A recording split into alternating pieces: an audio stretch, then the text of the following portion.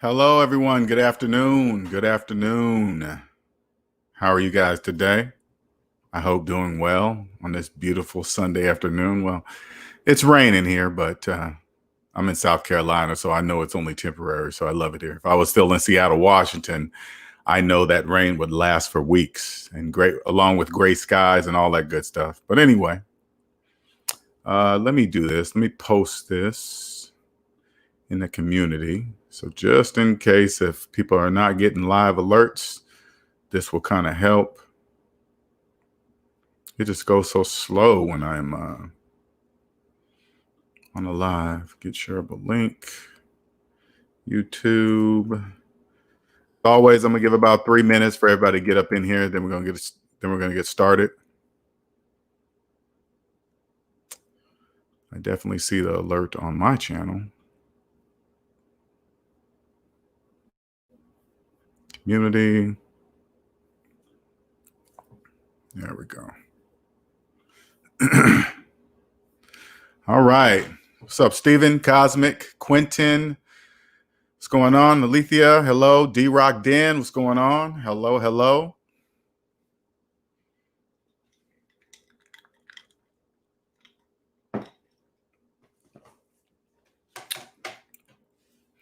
How are you guys today? Hope you guys looking at the title, because this has been a hot topic lately, right? Mainly for slaves, but you know, it's still a hot topic. Okay, what's up, Tony? What's going on? All right, we got about another minute before we get started. I got every light on. 1 second, I'm gonna turn some more light on because it looks kind of dark. Hold on.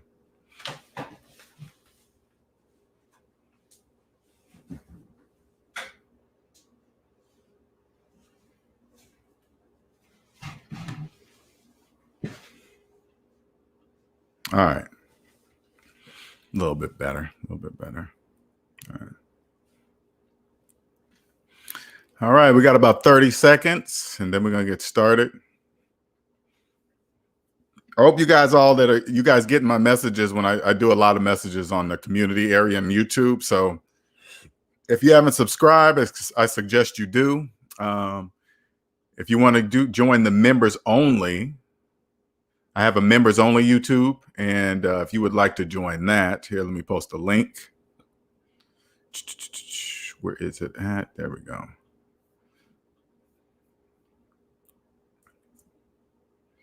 There's a link. There's the link.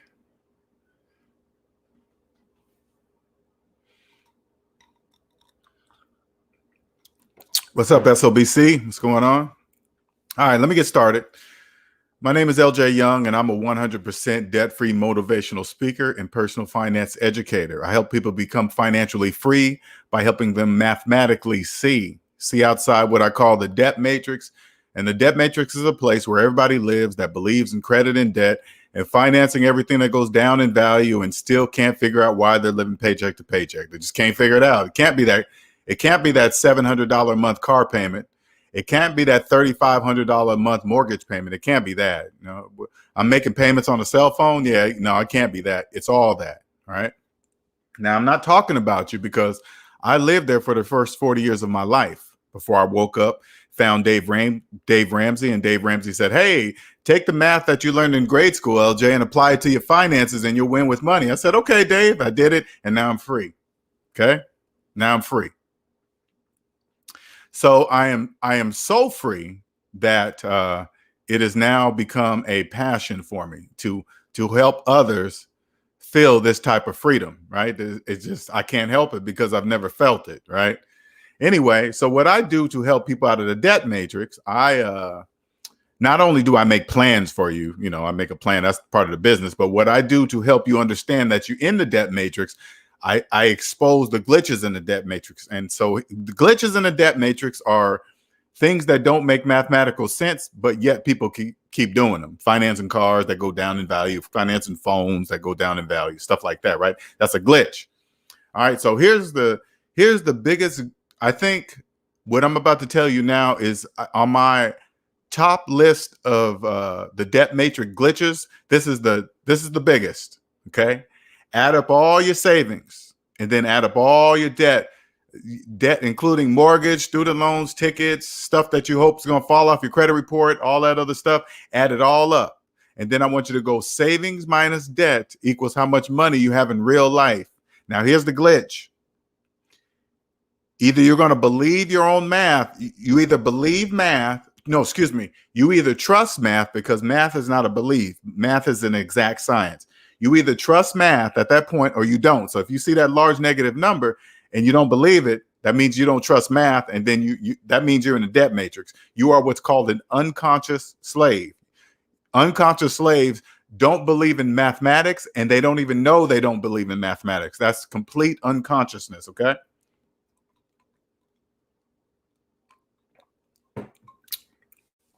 That's like one of the biggest glitches I can ever say to you, right? But once you start believing math, you become what is called a conscious slave. A conscious slave was once unconscious. Now they've woken up, trust mathematics, and now they're doing whatever it takes to get out of debt, to get to zero. Okay. All right. Now let's move on to the topic of this video, because I've been hearing a lot of this. I see it all over social media. The real estate is hot. Real estate is hot. Well, when you hear that, if you're in debt, they're not talking to you. Okay. If you're in debt and you don't even know how much you're in debt, don't worry about what the real estate industry is doing. You're in debt. You're a slave. Slaves don't count. It's not hot for you. Okay. It's hot for you in a different way than it's hot for somebody else. Somebody on the other side of zero, yes, it's really hot. But when you're on the negative, when you're on the other side of zero, meaning in the negative, nothing out there you see applies to you. None of it applies. Okay. Now you're probably thinking, should I buy a house now because interest rates are low and everybody around me, all my friends are doing it and all this stuff? And you're probably confused on, renting versus buying. You're throwing away your money on rent. My friends keep telling me that. They keep telling me I'm throwing away my money on rent. I'm going to tell you some information now that either you choose to believe it or not. Now, before I tell you these things, this is what I want you to do first for me, okay? This is going to be a really odd question, but I need you to answer it first before I tell you the answers to all this other stuff I'm about to tell you, okay? How do you feel? How does it make you feel inside about 1 + 1 = 2? Does it make you happy? Does it make you sad? Do you open the door and say, "Hey, everybody, I'm happy. 1 + 1 = 2." Do you do that? How do you feel? You probably feel nothing. Okay. See how you feel nothing? That's exactly what I want you to remember that feeling, because everything after this, what I tell you, if my math makes sense, it doesn't matter how you feel about it. If my math is correct, it doesn't matter how you feel about it. Okay. That's that I want to make sure you understand that. All right. So now you're probably thinking, hey, should I buy a house? First, we have to define words. That's number one. Buy only means one thing. That means if you're looking to buy a house, when you use the word buy, that means you're walking up to the homeowner and handing him cash. So if the house is $400,000, you're handing him $400,000 in cash. Okay. If you're talking about a mortgage, nobody gets a financed house on sale. Nobody. The sale price of a house that you see, if you're financing it for 30 years, it does not apply to you. That sale sign only means they're only talking to cash buyers. And if you have cash, even a cash buyer is not paying that price. Okay, I promise you. That's how it works. Okay. Second, first this is the easiest way to determine if you're ready to buy a house. Okay. I'm gonna give you two ways. Now I'm gonna give you the easiest way. If you don't have a Credit Karma account, go ahead and sign up for it. It's free. Sign up for a Credit Karma account, okay? If you already have a Credit Karma account, this is what I want you to do. I want you to log into your Credit Karma, click on accounts, and see that number. That's how much money you have to buy a house. All right, let me do this one more time. Log into your Credit Karma, click on accounts, and then you're going to see a large negative number. That's how much money you have to buy a house. Yeah, that's how much you have. That's how much you have. So you tell me, are you ready to buy a house in 2020? The answer is no. No. But if you don't believe the mathematics that I'm telling you, the bank has a solution for you. It's called financing. Okay? And if you don't even know how much debt you're in, they're going to financially abuse you. Now, let me make sure I get another thing straight. I don't think the banks are big, bad, and evil, and they're out to take everybody's money. That's not true. Only slaves believe that. None of that is true. When you hear a slave getting really emotional when they talk about the bank, that should give you a clue that why they have feelings to the bank. That doesn't make any sense. Why are they emotional? That doesn't make sense. You should not. A bank is an entity. That's a business. That's a feelingless business. I don't care who works there. It doesn't matter who works there. I'm just talking business.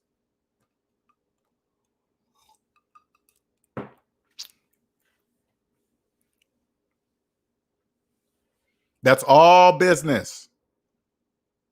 Now, if you believe, there's multiple things. If you believe it takes 30 years to pay off one house, the bank is going to abuse you. Only a slave believes it takes 30 years to pay off a house. So if you buy a house at 20, which you never will, you finance a house at 20, you're not going to pay it off until you're 50? And then you got these people on Facebook buying houses now. They're in their 40s and 30s, 40s, and 50s. What you're gonna pay the house off when you're 70, 80 years old? What are you talking about? Only slaves believe that.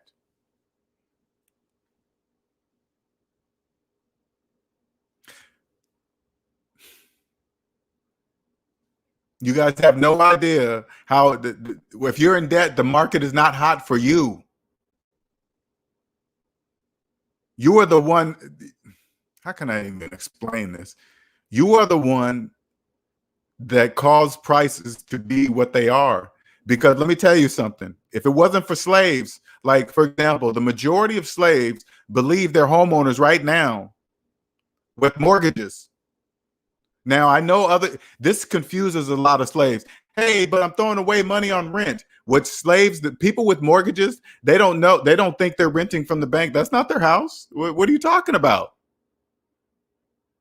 They believe since they're dealing directly with the bank, they believe they're homeowners when they clearly see that it's not mathematically true. It's not. Do you want to be like them? Somebody's trying to push you into getting a mortgage in the worst economic time in freaking 50-year history, and you're gonna buy a house?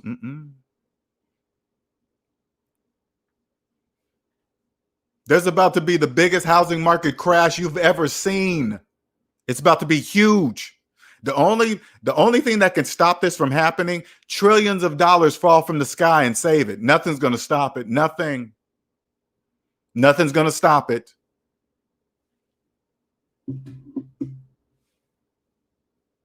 Millions of people are out of work. Millions. And you're signing up for a 30-year debt and you don't even have any money? You know what they're really doing? They're locking you into housing prices today. So when the housing market crash next year or the year after that, whatever, it doesn't matter. It's coming. Housing market prices are going to plummet. But guess what you're going to be locked into? You're going to be locked into the housing market prices of today. Congratulations.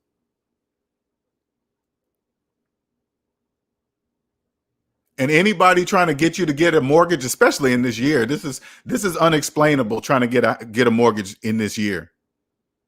If anybody tries to push you to trying to get a mortgage or get a house right now, you got to stop and turn. I want you to ask them this. Do you have a mortgage? If they say yes, that's why they want you to have one, because they have one. You think if I have a house and I have no mortgage, you think I'm going to tell you to get one? No, I'm not going to tell you to get one. Only slaves tell other slaves to get mortgages, 30-year mortgages, 40-year mortgages, 50-year mortgages.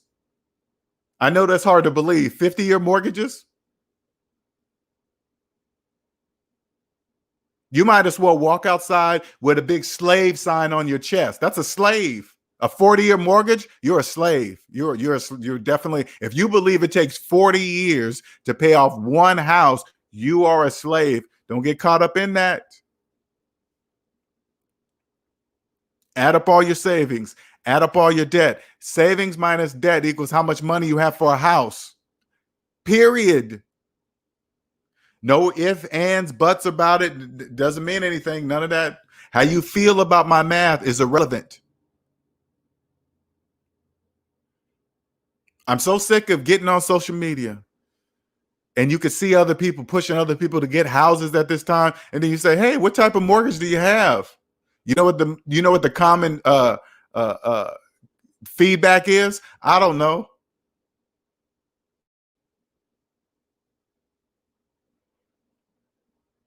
If anybody's trying to push you to get a house, you ask them, do you have a mortgage? They'll say, yeah. What kind of mortgage do you have? And if they say, I don't know, you better stop listening to them. If anybody out there is trying to get you to get in a mortgage, especially right now in 2020, I keep reiterating that, 2020, you ask them what type, if they have an FHA mortgage, any kind of subprime mortgage, you better stop listening to them. You better stop listening to them. Subprime mortgages are for slaves, period. For slaves that absolutely, well, unconscious slaves, because they have no idea what's going on, so it doesn't matter. It's crazy. I was just about to break it down, but if slaves believed in mathematics, they would clearly see that subprime mortgages makes absolutely no mathematical sense in any part of the world. Can you imagine getting a subprime mortgage on a 50-year mortgage? Oh my God.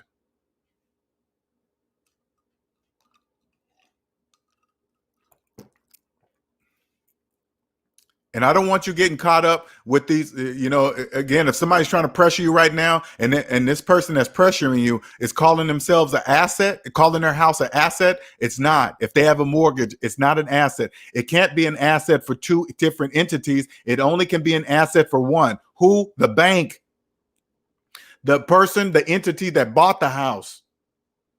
Not the person making the payments. The reason why the person's making the payments because they couldn't afford to buy the house. That's the reason for payments. Isn't it obvious? Not if you don't believe in mathematics. It's not. If you're making payments on something, that means you couldn't buy it. Isn't that obvious? Not the slaves, not the unconscious slaves. They don't know that.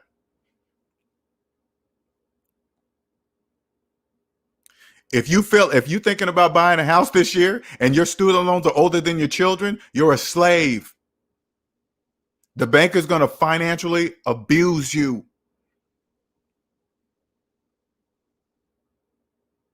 You come to the bank asking for a mortgage with no money, bad credit, and student loans older than your children, you are going to get financially abused. And it's your own fault. You guys got to stop thinking that the bank is special or something. The only difference between you guys and the bank trusts mathematics and you don't. That's it. They're not doing anything special. They're just making tons of money off of you because you don't trust math. That's it. There's no big secret. I believe calling it a secret is part of the plan. Make you believe it's some kind of secret. It's not a secret. You just financing a car doesn't make any mathematical sense, but yet millions of people keep doing it. Does that make sense to you? Millions of people are calling themselves homeowners with mortgages. You think you can walk up to each one of those people and say, hey, what you're saying doesn't make any mathematical sense? They won't believe you. The housing market would not exist if the majority didn't believe there were homeowners with mortgages. It wouldn't even exist.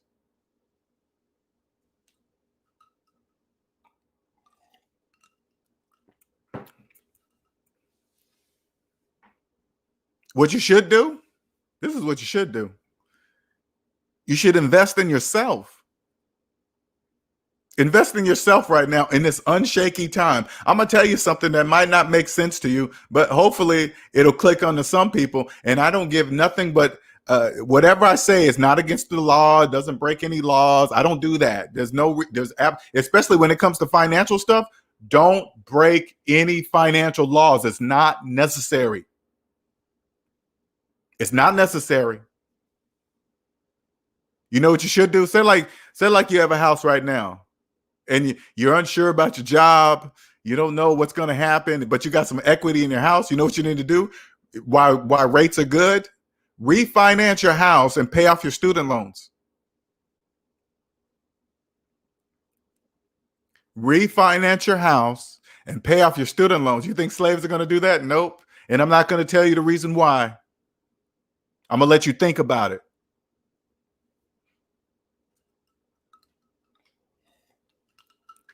What's up, Randy Woman? Information Man, what's going on? Welcome back, sir. Appreciate you coming on back. What's up, Randy Woman? Omanike, hello.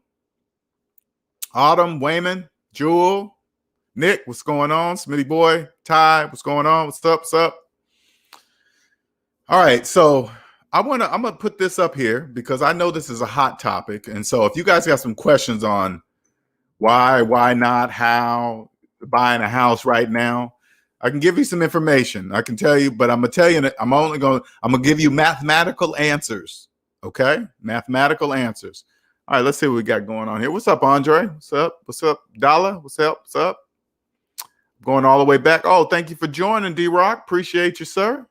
I hope you enjoy the videos, what I got up there. All right. Quentin says, should I buy a house in 2020? In my opinion, only if you honestly, right now, I would wait till the crash. Honestly, if I had the cash to buy a house, I would wait till the crash. SOBC, what's up? Tony says, just left SC, bought a double wide for $10,000. Those double wides are nice, man. I ain't even gonna front. I was never a mobile home type of dude, but they don't even really call them mobile homes. They don't even look like mobile homes, honestly, but I like them. You know, somebody with an expensive house with a high mortgage, they would look down upon a person and say, oh, man, that ain't worth nothing. It ain't got nothing on my house. My house is worth more than that. And they don't even realize it's not even their house. Oh, man. Cosmo says, I bought a house for 17 this year and already getting calls from people wanting to sell it. Today's recent caller offers 70, but I'm keeping it. Yep, see? Cosmo can sit on it. What's up, Layman? JP, what's up? Kendall says, what's the difference between paying rent and paying a mortgage? Both of them are risk. They're both the same. They're not different. Actually, put it this way. It is a difference. Okay. Well, you got to remember, slaves don't know that they're renting from the bank. Okay. So this is the difference. As a renter myself, I know I'm a renter. So if anything breaks in my house, I just call up the landlord and say, fix it. And he comes and fixes it for free. Slaves are renting, but if anything breaks in the bank's house, they pay for it to get fixed. But yet they believe they're investing in the equity in a house that they don't even own. That's impossible to own the equity in a house you don't even own. That's impossible. You don't even have the money to buy the house, but as soon as you sign mortgage papers, you somehow believe that now the equity is in a house that you couldn't even buy in the first place. It doesn't even make any sense. Risk, you gotta, rent is not risk. You gotta have some place to live. Okay, so that's not, rent is rent. So I don't know why people think you're throwing away money on rent. I have a place to live. What are you talking about? You know some place I can live for free? If you could tell me where I can live for free, I will believe that I'm throwing away money on rent. But if I have a place to live and you can't live anywhere for free, I'm not throwing away my money. Cracks me up when slaves talk like that. I'm like, oh my God, slave. What's up, Ty? Oh, she's talking to Kendall. I told my friend he's a loan owner, not a homeowner. He got offended. Let me tell you something, Scant Dollar. This is what you do when you say things like that to slaves. You're pulling down your mask and you're showing them that you're an alien. You can't do that. The only time I talk about it is when I'm invited on the show or on the live. You think I go out in public and pull down my mask? No, sir. Expose yourself if you want to. What's up, Autumn? Alicia, hello, welcome. That's right, LJ, preach on, because I'm seeing so many of my own friends buying houses. Unbelievable. Don't do it. Don't do it. Hey, this is all you got to do, Alicia. This is all you got to do to know if they're doing it wrong. You say, hey, how much did you put down on that? Because slaves are always happy to tell you the price of the house, like they're going to pay cash for it. So they always brag about that. So say, hey, how much was that house? They'll tell you. And they say, how much did you put down? And if it's less than 20%, they did it wrong. Okay, they did it totally wrong.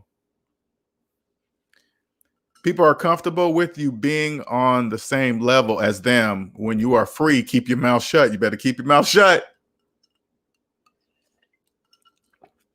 I mean, put it this way. Keep your mouth shut if you care about the opinions of slaves. I don't really care about opinions of slaves. I don't care what they think. I don't care what they say. It doesn't matter. Oh, I got to be careful putting this water.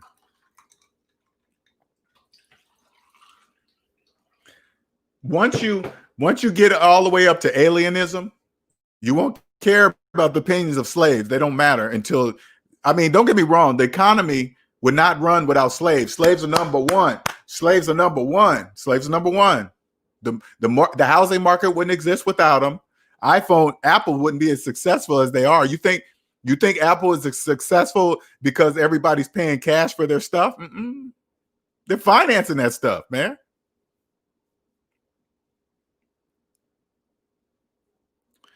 Credit score should be debt score. Yeah, that should. But if you do that, slaves will wake up and say, hey, why are you calling that credit score a debt score? What's that? They don't know that. That's why the banks use their words wisely. Like, for example, okay, for you guys that maybe know, maybe you don't know, okay, if you have PMI, what's called private mortgage insurance, all right? Now this is just my opinion, okay? It just makes sense, all right? I believe the bank came up with private mortgage insurance because as soon as a slave hears the word insurance, they're going to automatically think this insurance is for them, and it's not. It's for the bank. The reason why they add private mortgage insurance to loans like yours, because the possibility of you ever paying that house off is low. It's really low. How do I know this? Because you accepted private mortgage insurance in the first place. If I was to get a loan, a mortgage, and the bank says, hey, by the way, we're going to put on this private mortgage insurance, I would get up and just leave the bank. I wouldn't even say anything. I wouldn't say a word to the banker. He would be puzzled. He'd be like, what? But then again, they wouldn't do that in the first place. Okay. I'm just, I don't know. I don't know what to tell you.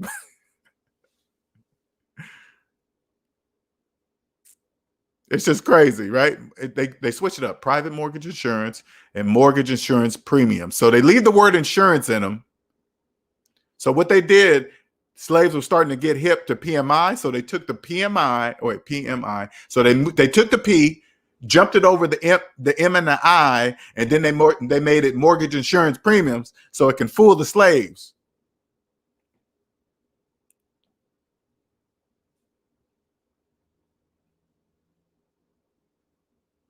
I'm set apart says, is the typical mortgage scenario for most $100,000 purchase price, $1,000 a month, 20, everything. Put it this way, there's nothing. Okay, you got to remember this, and this is going to be hard to grasp. Okay, everything that is sale prices are illusions. Okay, because everything is a different price for everyone because it counts on how much debt a person's in, and each person in debt is paying a different interest rate. So the sale price of anything is different for everyone. It's not the same.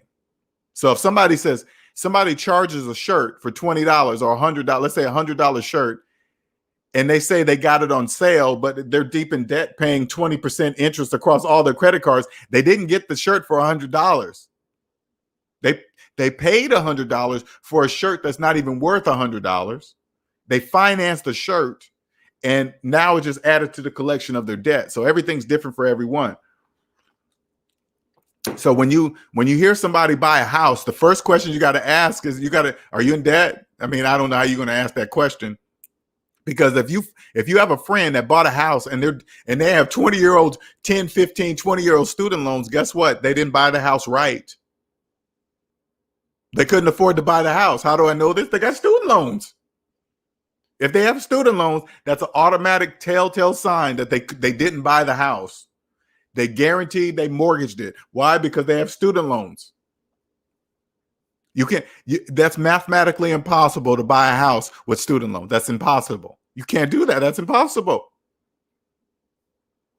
But if you don't believe it, the bank has a solution for you. I promise you, they always got a solution for you.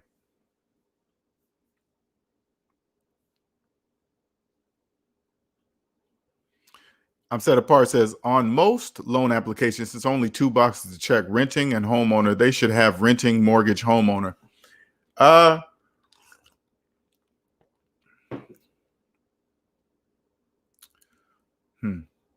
The reason why they don't do that, because of this. This is the reason why they don't. This is my opinion. I don't know. The reason why they don't do that, because they need the slaves to continue on believing that they're homeowners with mortgages. They have to believe that. That is very.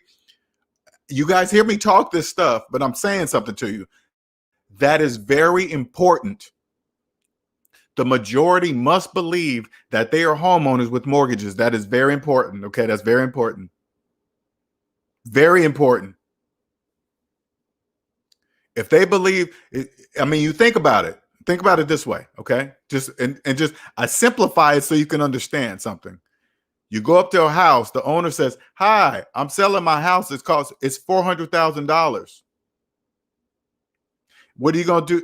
You're gonna turn to this, you don't got the money. So, hey, homeowner, I still want your house, but I don't have $400,000 cash." The homeowner is gonna say, "Okay, then what are you doing here? Bye."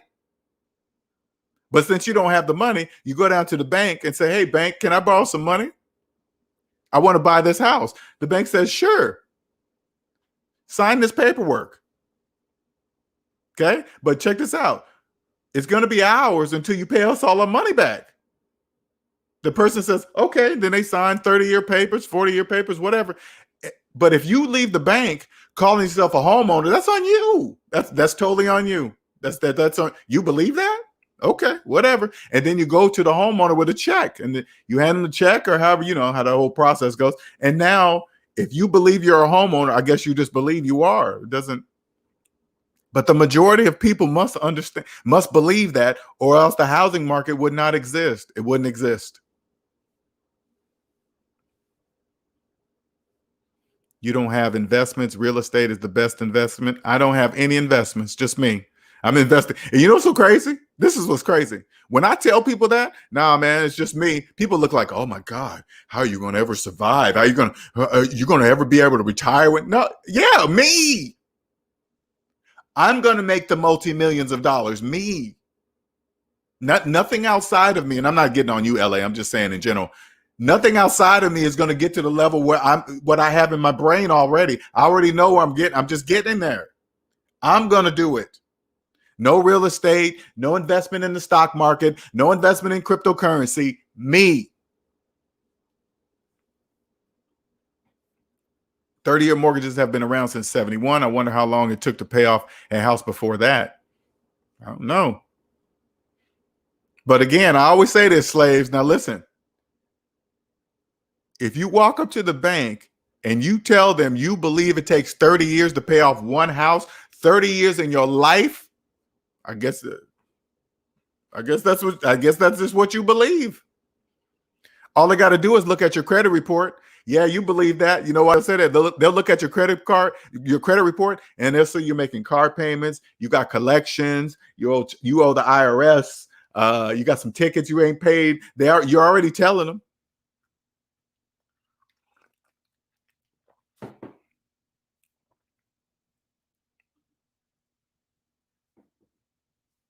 What's up, Jonas? Oh, yeah, man. I'm just glad I got hair. You know what I'm saying? Thank you.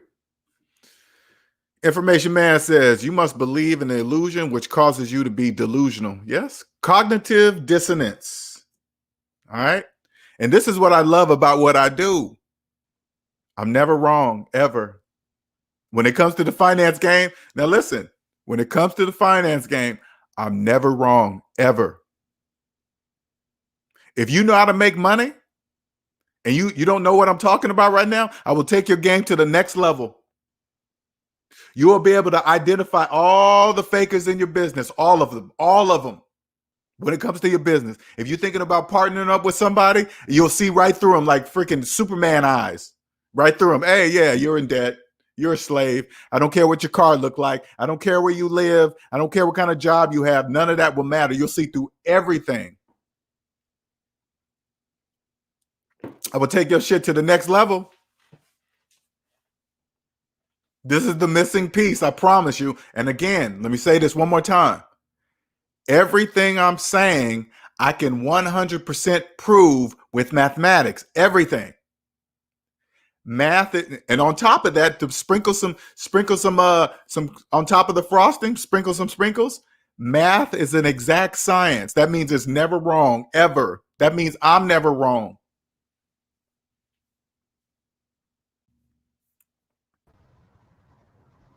What's up, NC Biggs? What's going on, man?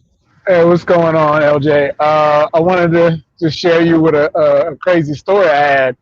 So I'm dealing Snitch? with the stuff. Yeah, definitely. Still dealing with some crazy stuff with the Okay. job thing because I All don't right. I don't know. But anyway, so I was looking into different alternative things that I could avoid being around a large group of people at all times.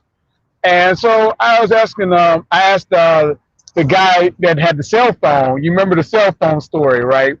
You know, Yeah, yeah. yeah. So he told me that, yeah, yeah, man, it's gonna cost about 5,000 to get it, and I was to get their CDLs. I was like, oh, okay, all right. And I was just looking into. I was like, okay, that might not be something for me right now. So anyway, he was like, but you could, I'm about to start my own business, and you could work for me.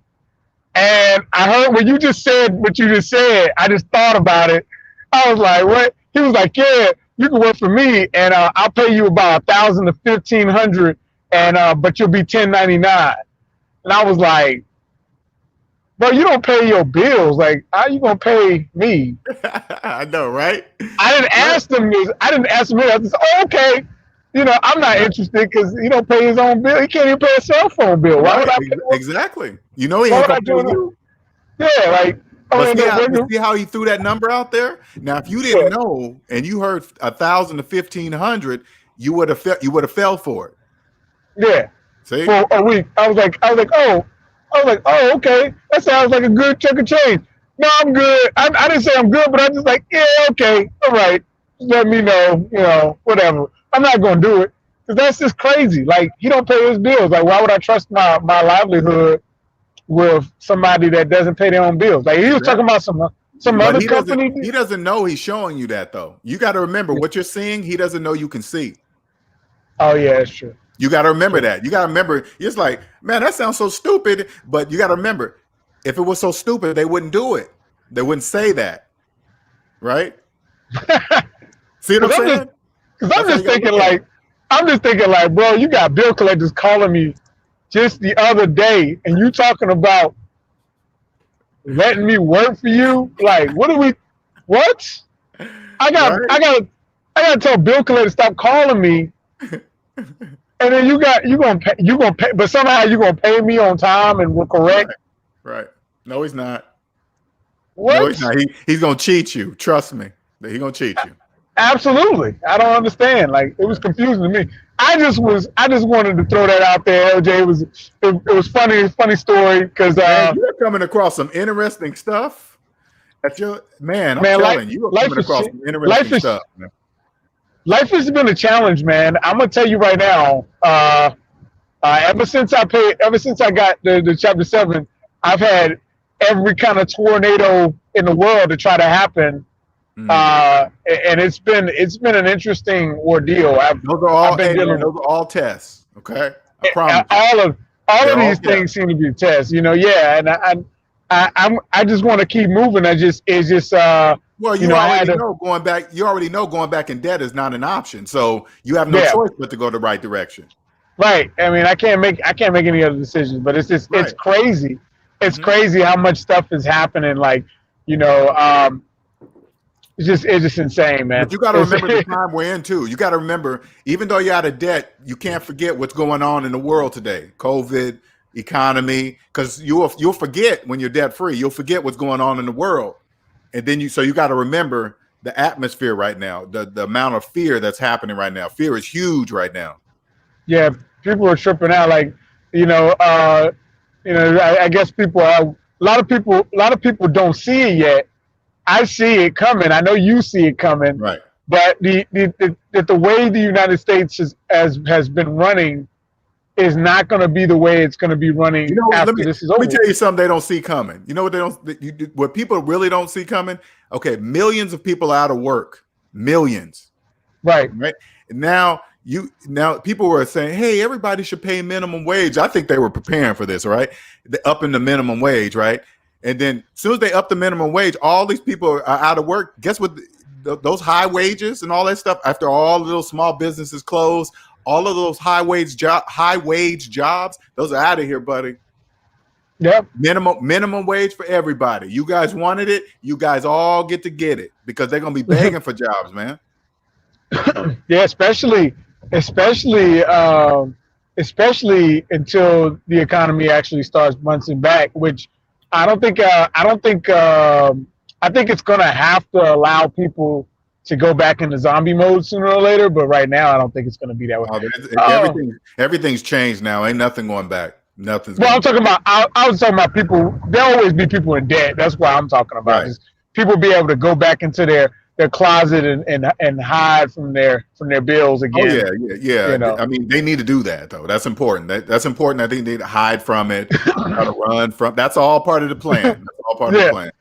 Yeah. Because that's Amina's here. impossible. You can't hide nowhere from your debt. That's impossible. Mina's here. She got too quiet No, now. that's cosmic. I think. Oh, that is Cosmic.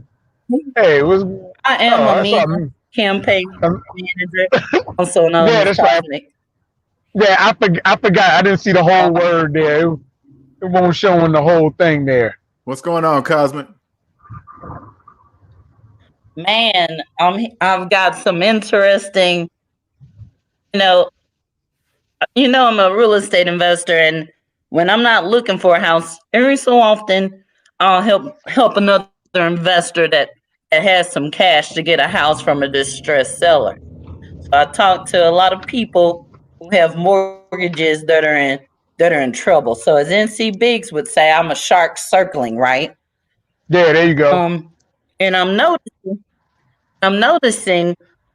at least in my market, there's homeowners or loan owners, LJ, as you would call them, that have their house up for sale, and in this quote unquote hot real estate market, like in my market, houses, if they're priced right, they won't even last a day. They're gone in like 3 hours, right? Already in a contract. What these loan owners are finding out, LJ, is that if they claim the forbearance, the forbearance programs during the COVID, Yeah. when they go to the selling table, the bank will not let them sell their houses because they're like, hold up, I need that mortgage that you didn't pay for the past 6 months. They won't let them sell it until they catch up. That's what's happening. The banks want that money. Banks want the money. So there's only two things they're going to have to do. They're going to have to pay out of pocket that mortgage. Well, they don't or have that. That's why increase they're in the forbearance. They price don't of even have the money. That's why they're in forbearance. They don't have it. some sellers. A minority of sellers just took a break, and luckily they stacked up cash. They're the minority. They're extreme minority. But a lot of these sellers don't have the cash. And so they have to ask the buyer, can you give me an extra 12,000 or 10,000 or whatever, those 6 to 8 months of mortgage payments on top of the agreed price. So I just wanted to have that as a watch out That is if you guys are crazy. thinking. Oh, That Yeah. sounds like a perfect for you. But they knew they can do Oh, it's that. perfect. They know they could. They can. Yeah. They knew they could Business. do that to the person once they signed up for the loan. For real. Yeah. I mean, that's why I warn people: be careful with this quote unquote free. There's an asterisk by it, okay, and there's a lot of fine print that could catch people in the jam. So like, to answer your question, should you buy a house in 2020? You whatever term, whatever length of mortgage you get, whether it's 15 or 30, if you think it's going to take that much time to pound the house, then no, don't buy the house. I would suggest people, if you do get a mortgage, You cutting in and out, Cosmic. You coming in and out. I think she's gone. Yeah, Cosmic. We can't hear you if you're talking. What's up, Q Savage? We'll wait till Cosmic get back. See if she come back. You there, Q Savage? Okay, everybody's having problems. We can't hear you. You're on mute, Q Savage. All right. All right. Good afternoon. Hello, panel. How you doing? All right. How are you? And then he left. Oh, did he? Come back, Q Savage. I don't know what happened, man. I don't know what happened. Maybe his internet dropped out. Yeah, I totally agree. That's a crazy story though. That people but that scenario though, what she's talking about, they do the exact same thing with cars too. Like you can't sell a car that you're behind on. Mm-hmm. You have to be able to catch up on the payments first before you can actually sell the car. Yeah, you're right. Yeah, that's exactly the same. You're right. What's up, Q Savage? Can you hear us?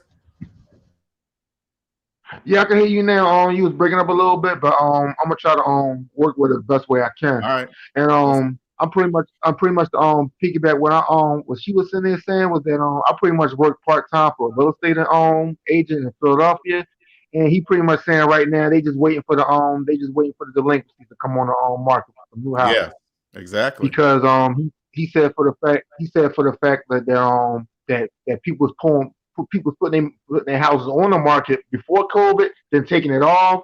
And he said whoever put it on, whoever put it on, they was getting snatched up like in a week or so, less than a week. So basically, right now he's saying like if you want to get a house, he said you might as well just wait till the new fresh houses come on the market for delinquencies and stuff like that. Because the reality is like this: ain't nobody got no 10 grand stacked up to be paying no forbearance. Majority of people don't got it. I got a question for you. Yeah. Now, if I'm for Q Savage, if I'm correct, I mean this it would take a year. We're talking about. I think it's going to start. I think the delinquencies will start probably in the beginning of next year because they had them on freeze. So those houses probably won't be on the market for probably somewhere by the end of the year, if not until 2022, because it takes almost a year to get people out of foreclosed houses, if I'm correct. Is that what you're seeing?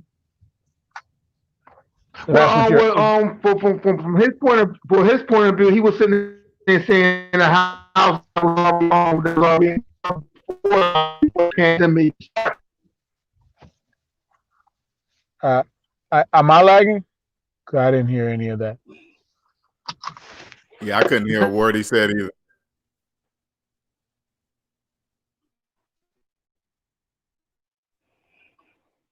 He's having trouble. But that's what I mean. So it'll fall right around. If I'm correct, it'll fall probably around the same time as what Hyphy was saying. 2022 is when all the dominoes will fall. So probably around 2022 is when we'll start seeing people actually starting to see the full effect of the recession that we're about to go into. Because it's going to take I think it takes about 8 months to a year to get people out of a real estate property.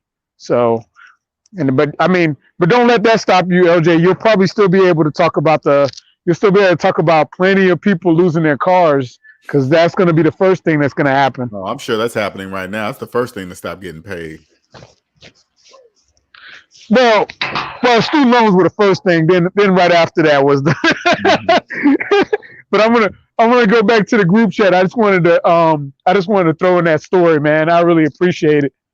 Appreciate everything, man. Okay, man. You're welcome. Thank you. Take care. Bye bye. Hey, Quentin, that's funny. I like that. That's exactly what you do. When something goes wrong with my truck, I just walk in there and say, "Hey, man, we found this." I say, "Fix it. Call me when it's done." Period. So appreciate your information, man. Yes, that is true. I read your thing there. Smitty Boy says, "Real question. What do you recommend if you're not investing in anything? Where do you put your income?" First, I would ask you the question, Smitty Boy. Are you in debt? Okay. If you are in debt, I'd say invest in yourself.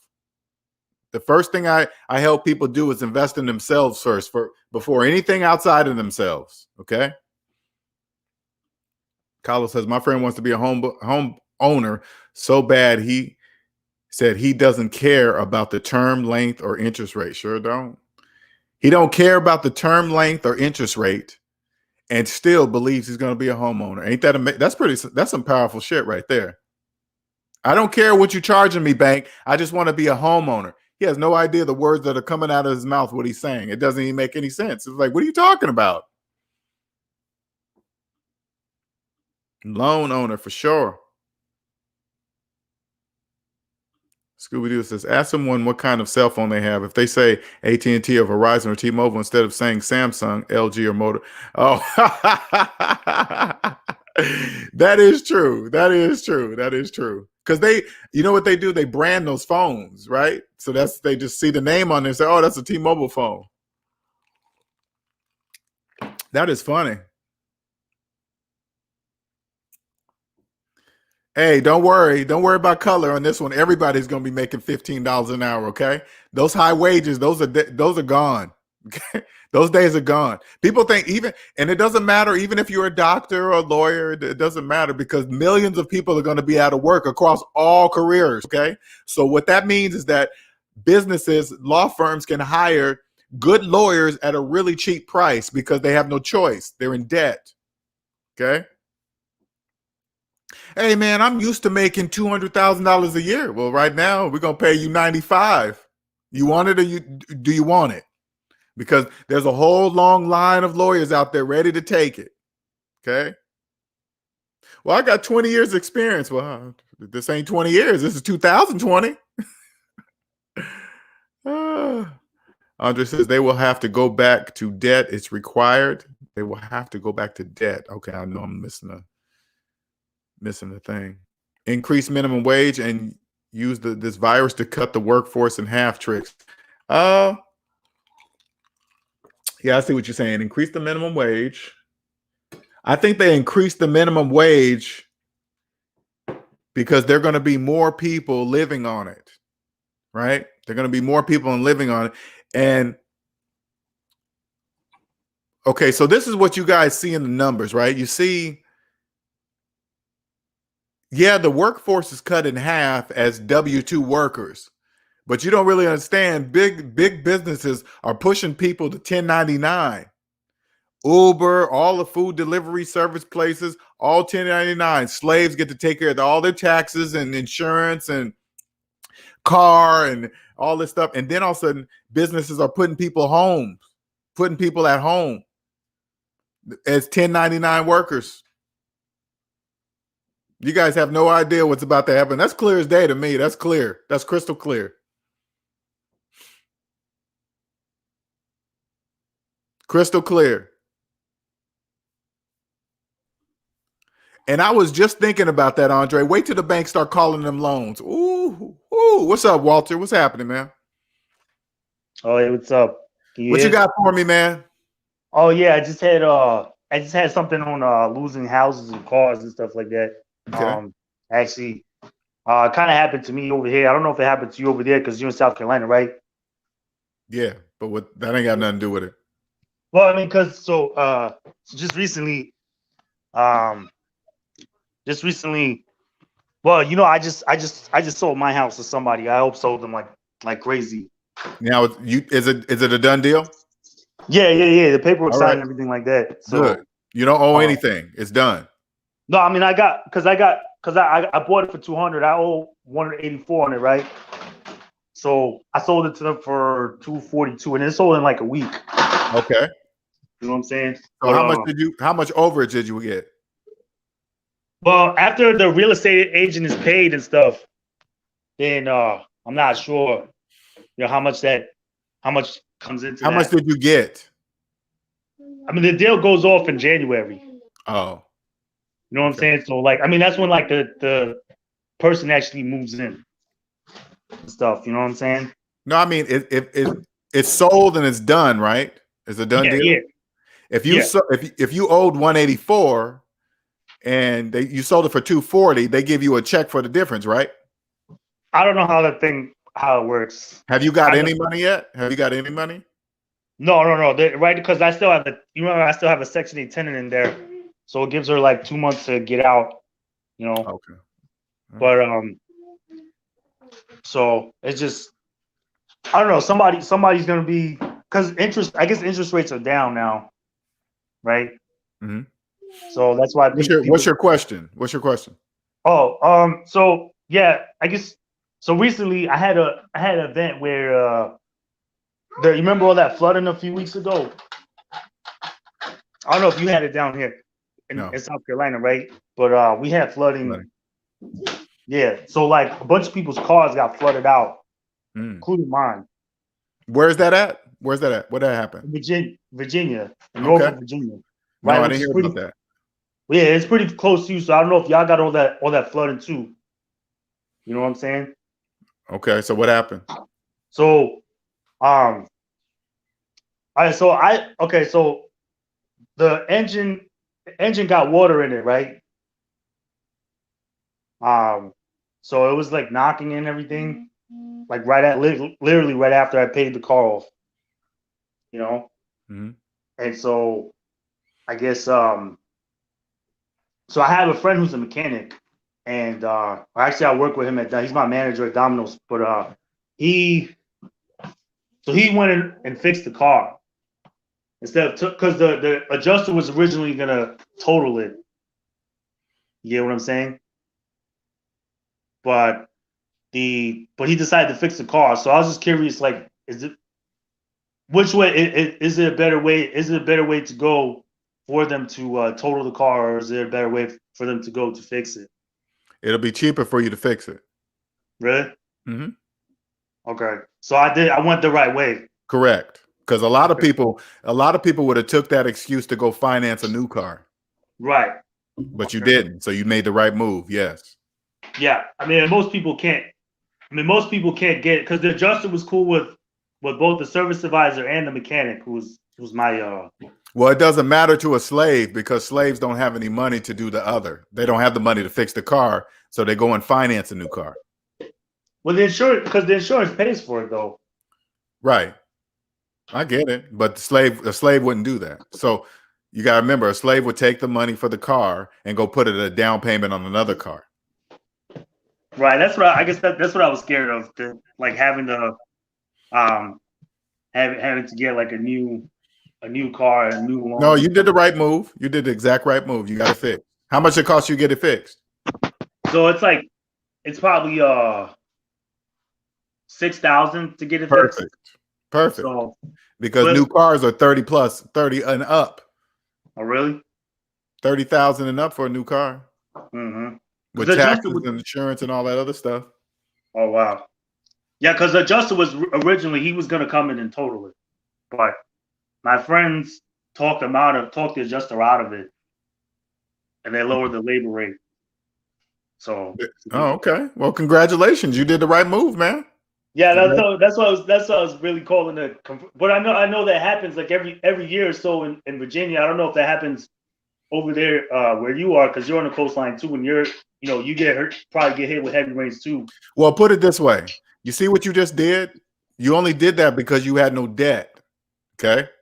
Yeah. You had the option to fix your car. So when you have money, you won't care what happens anywhere in the United States of America, because you always have money to get it fixed or whatever happens. So Yeah. if another flood happens, you're gonna have money in the bank, and your car gets flooded. You're gonna say, "Oh, I'll just buy me a new one, or I'll just get this one fixed." It's not a big deal. Okay. Yeah, because cars, I guess that's a huge liability to Correct. cars, and I know that happens quite a bit on this like between Florida and Virginia. Well, make sure now when you decide to buy a house again, you're gonna know better how to do it. You're not gonna do it the way you used to do it. Yeah. Yeah, no, that's all. That's all Okay. I wanted to know. Because yeah, All appreciate right. that. Thank you, sir. I appreciate it. All right. Later. All right, man. Mhm. Can you hear me, LJ? Now? Now I can. Now I can. Yeah. Oh, okay. Yeah, I'm just warning people. I see, the banks have actually made it impossible for home or loan owners, I should say, to Mhm. sell their houses until they pay off the mortgage payments they skipped. So think about it. It's kind of like having another student loan, Mhm. if you Mhm. think about it. Um, so, and I know with Christmas coming up and Christmas shopping, I can just see them getting deeper and deeper, right? Mhm. Yep. And Walter, you're probably getting about 40,000 because your real estate's probably taking 6%, assuming you're Mm. not paying any closing costs. But Mm. you should know Yeah. the math on that I because they know. Right. detail all that in the closing contract. But that's just a warning for people that these forbearances are becoming a student loan in another sheep's clothing. It's the Yeah. same Right. thing, different Right. term. Right. So be careful, guys. It looks like help, but it's not. Yeah. So you have a good Sunday. I'm gonna All right. hop off now. All right. Thank you for jumping on. Yeah, anything real estate, and you hear Cosmic come up here, I strongly suggest you listen and take notes. I strongly suggest that.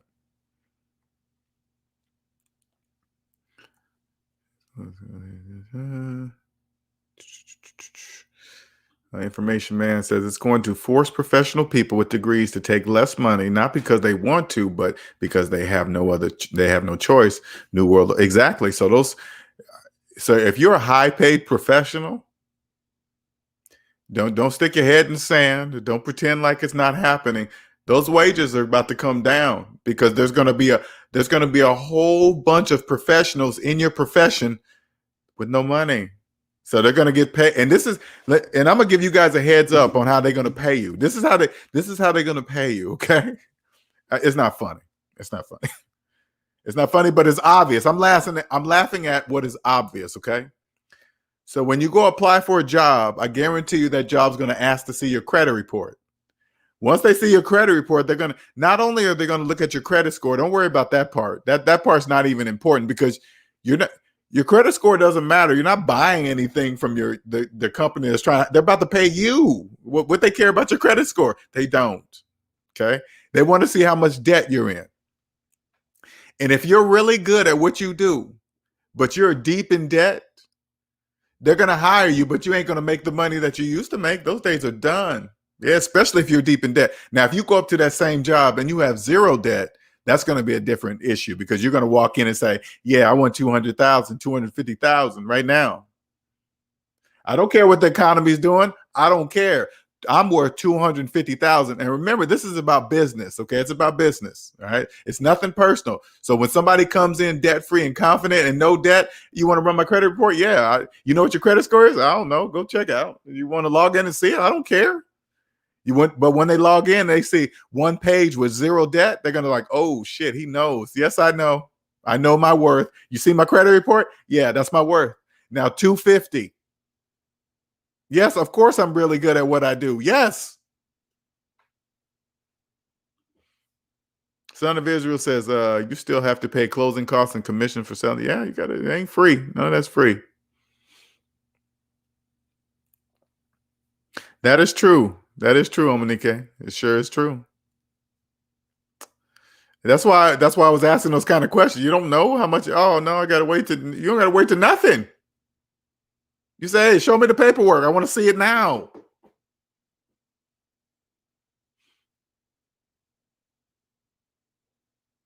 What's up, Andre Lewis? You can't sell your property until you pay the back payments. Yeah, that. Ooh, wait.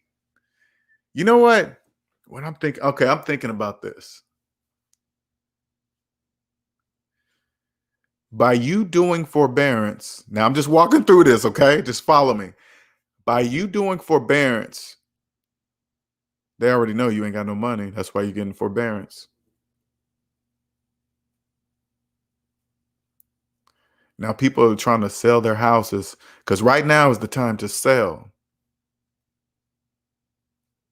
And people are trying to sell their houses, but they owe all that money. You ain't getting out of that. So if there's equity in the house, the bank is going to take out all that money out of that house. Ain't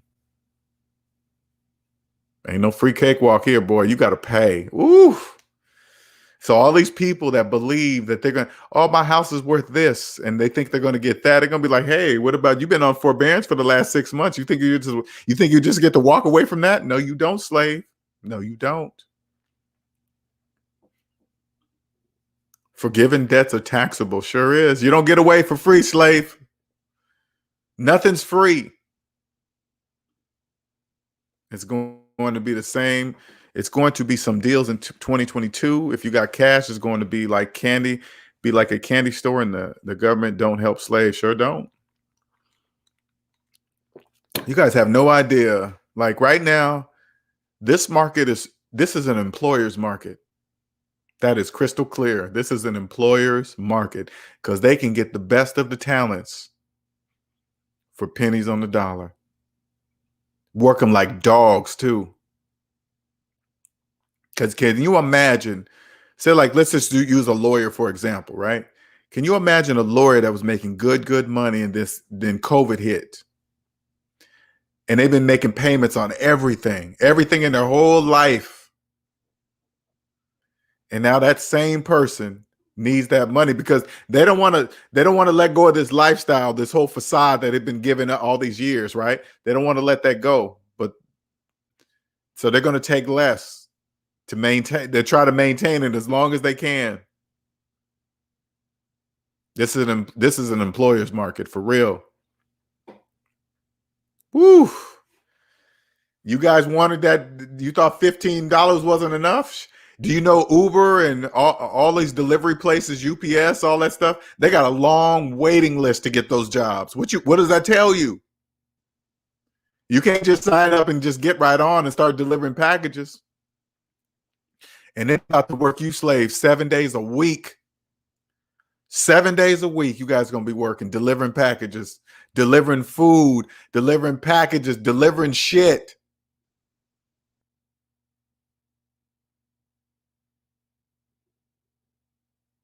Business is about to kill the game, man. They about to kill the game. This whole market's going to change. And here you got these people on Facebook buying fucking houses in 2020 with no money. None. Oh, the interest rates are good. Never stop to think is, hey, why are the interest rates so good in a bad? This is what slaves don't think. Why are those interest rates good in the work economic time in history? There's a virus killing people. And you guys got awesome interest rates. Why do you think that is? They're locking you into the housing market prices of today. It's nothing personal. It's nothing personal. This is business. You are the only one that don't trust mathematics. The banks do. When, like, if you're a person right now trying to get a house in 2020 and you're sitting down at the bank table, you sign a paper, you're so happy. Oh my God, I'm going to be a homeowner. I want you to stop yourself and say, hey, banker, is this business or personal to you? Is this business? They're going to turn to you and say, this is business. Then you got to think to yourself, why are you so happy and emotional? Why are you happy? It's not your house. Where's your lawyer? You about to spend $300,000-$400,000 and you have no lawyer? Oh yeah, that's right. You can't even afford a lawyer. They're about to financially abuse you. You ain't got no money? You're buying a house in 2020, millions of job losses, a virus killing people, and you're buying a house with no money. Okay, well, sign here, slave. They can't call you a slave. You just don't know you're a slave. Why? Because you don't trust mathematics. Only slaves, unconscious slaves, don't trust math. Only slaves do, especially when it comes to money. Like a slave will walk into a bank, and this is what they always say: "Oh my God, I'm not really good at math." You said that in the fucking bank. You said in the bank that you don't trust math. You said that in the bank. You said that out loud, so everybody in the bank can hear you. You might as well stand up and say, hey, all bankers, yeah, I'm a slave. I'm a slave.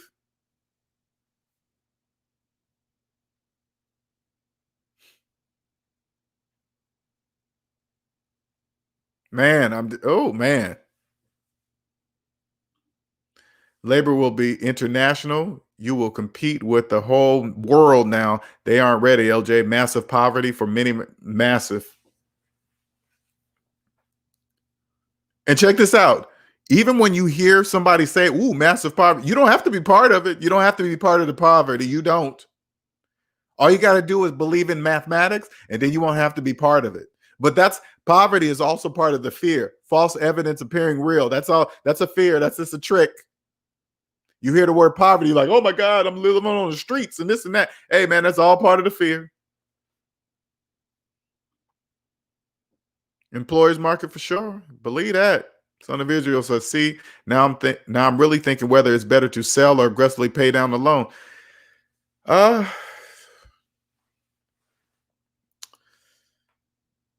honestly, man, you are young. You ain't got no debt. I would just pay down the loan and own it. I would just own it. You're young. If you do it now, real estate's coming back. Okay, it's coming back.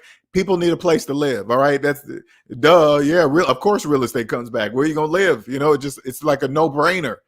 Pay that shit off. Own it. That's all I'm saying. Own it. Or if you want to do this, it's a hot market right now. You can get top dollar for your property. Take the money. Wait till 2021 and 2022 when the housing market crash happens. You could probably get 3 houses for the price you're paying for this one. 3 of them.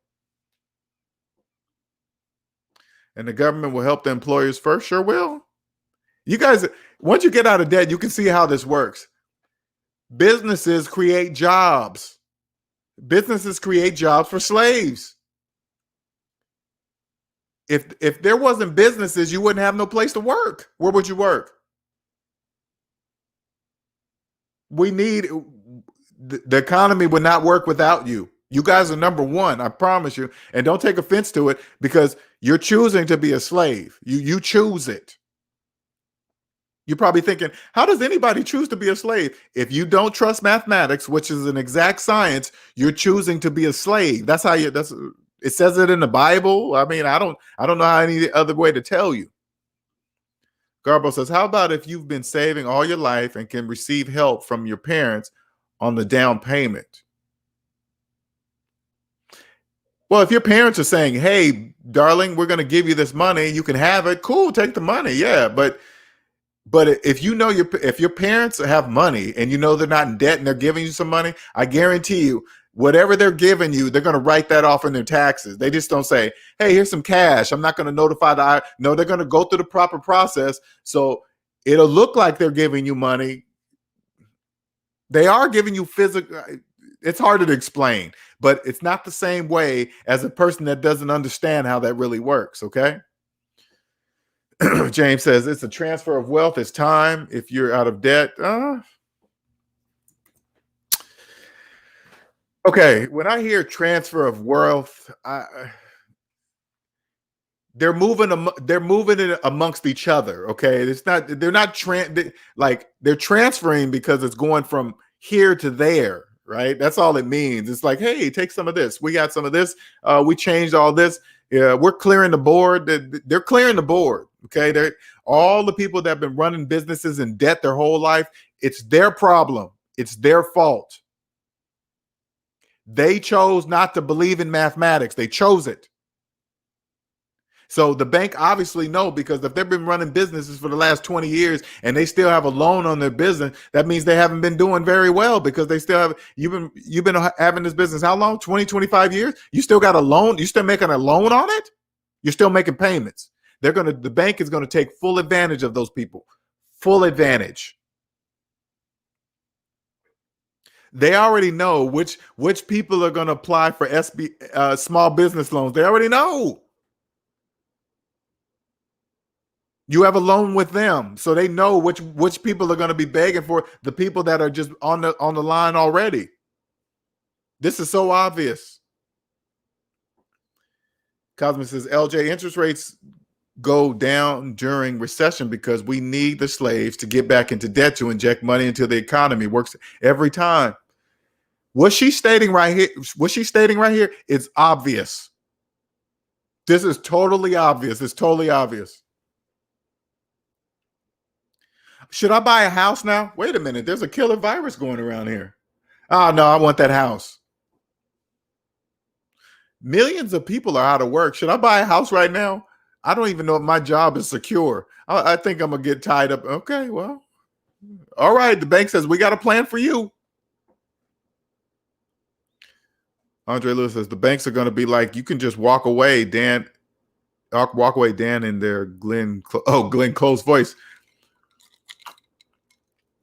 This is what slaves don't understand, especially the ones that say, hey, I lost my house because of COVID. Were you making payments? Yeah, you didn't lose anything because you never owned it. Whenever I hear somebody say, hey, man, I'm about to lose my house, the first question I ask, you got a mortgage? They say, yes. I'm like, you didn't lose anything. If you've been making payments on a house for the last 20, 25 years, and you've been calling yourself a homeowner, well, I guess that's you that believe you're paying on the house 25 years. Only slaves do that. This COVID thing is all transfer of power, but yes, employers market for sure. This is an employer's market. Believe that. They can pay you anything. They can pay you any. Don't walk in. The only people that have power in an employer's market, somebody has a skill and they're not in debt. Because, like I said before, these employers are asking to see your credit reports, and that's a reason, because your credit report tells them everything about you. Tells them everything they need to know about you, how much they're going to pay you, how they can abuse you, how they can work you like a freaking dog. Yeah, sure can. It tells all that. That's your fault, though.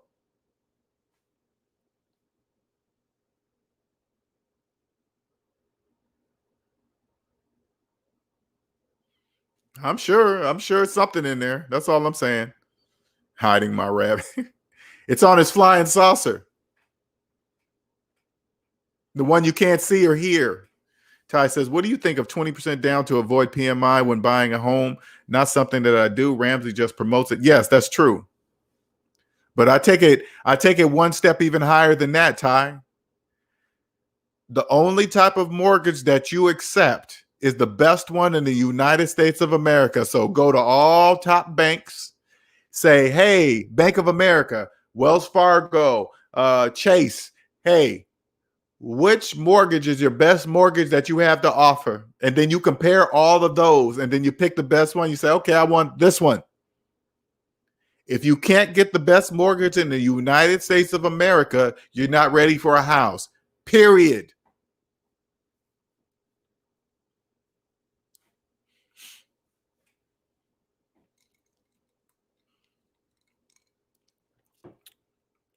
You think a person with money, just because it's a hot market, you think a person with cash is going to pay top dollar for a house when there's a crash coming soon? No, I'll chill and wait.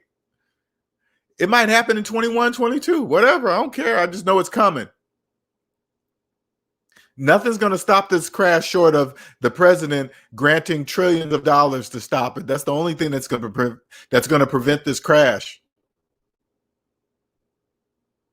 It's a big ass Indiana Jones ball chasing you right now. You're not going to stop it. Only the president can stop that ball. Only the president. That ball is full steam ahead. Nothing stopping it but the president. That's it. Cosmic says, and they just increased the max mortgage amounts. Oh God. 20 because these causing these loan owners deeper. Oh my God. Oh my God. They be doing this shit right in your face, slaves. You guys don't even understand. Right in your face. Hey, we're gonna increase the amount that you can get on your loan. Yeah. And slaves just they're like a frenzy.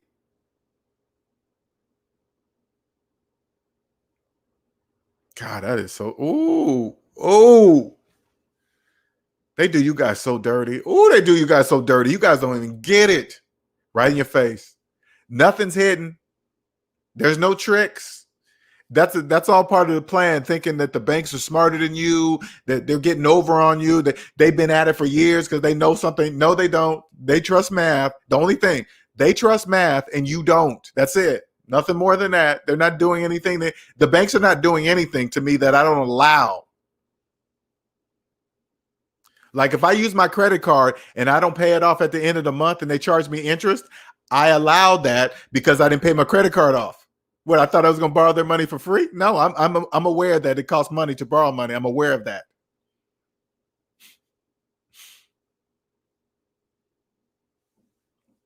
Credit unions give out better interest rates than the banks. They're all together. Only slaves think banks are separate. That's a credit union. This is that bank. They're all the same. They're not. You choose your master. It's totally up to you. You choose your master. It's this. Hey, the credit union, it's got better rates. Okay, the credit union's your master, I guess. I don't know. Oh man, Chase is. Hey, well, you're choosing Chase. Chase is the better master than the credit union. It doesn't matter. Fixed rate non-recourse loan. See, so I got to write that down. I don't know what the non-recourse loan means. See, definitely fixed rate for sure though. I know that part. The president can't stop it alone. He'll need the well, yeah. It's all part of the system. When I say he can't do it by himself, this is what I'm saying. It's a process. Okay. And let me put it this way. If I was just elected, I wouldn't let that type of crash happen on my watch. I just wouldn't do that. I wouldn't allow that to happen because I would go down as the president that let the economy crash. I wouldn't allow that. There's something in the works. I mean, I'm just telling you, I don't know what it is. I really don't care. I don't think they're doing something behind my back. I don't think they're not telling me something. I don't care what they're doing, but something's in the works because a crash like that can't happen. It just can't. It can't happen. That cannot happen, especially with this switch of new, the way everything's going. Everything's changing now. Why would a crash wouldn't be beneficial right now? Just good enough. A crash just good enough to clear the playing field of all the businesses that have been in the way in debt. They're just clearing you guys off the board right now. I'm just telling you. If you've been in debt, they're just moving you off the board. You get out of here. Move. You've been I know you've been a business owner, but you've been in debt. You've been a business owner in debt the whole time. Move. And it's not going to happen because the Democrats are not on this. Let me tell you guys something. I don't watch no politics. Zero. I don't know what the Democrats favor. I don't care what the Republicans favor. I don't care about any of that. Left wing, right wing. I see one bird. See, when I hear that stuff, left wing, right wing, all I see is one bird. That's all I see. I see one bird. That's it. And he's flapping. I don't say, hey, man, look at his right wing. Hey, look at just one bird. That's how I see it. That's how I see it all. Okay. Like a moth to a flame to get that debt. Sure is. Andre says homes in most markets down 40%, 20. Oof.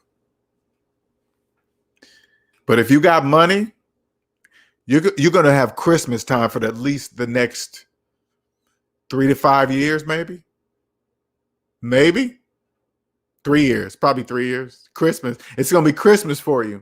Christmas. Non-recourse loans mean if you don't pay the mortgage, the banks can't come after you. can't come after your other assets. Usually requires at least 40% down. Yeah. Who was that? Napoleon Rodriguez. Mr. Rodriguez came in and said that. Yeah. Denzel. There is no stimulus coming. Something's coming. Put it this way. If there's no jobs, that means crime is going to increase. Okay, that's a given. You think people are going to starve? They're not going to starve. Morals go out the window. If you lost your job and your kid is there crying, morals go out the window. Things happen. That cannot happen. That cannot happen. Crime will go through the fucking roof. That can't happen. So something has to happen. I don't know what that is. I don't look for it. It just comes in pieces. It's just like, okay, this equals that. This equals. You get out of debt, you can see everything. That's the only thing. That's the best way I can tell you. You get out of debt and you can see how it all works. 401k balance is down. That's a given too. I already knew that was going to happen. That's the obvious.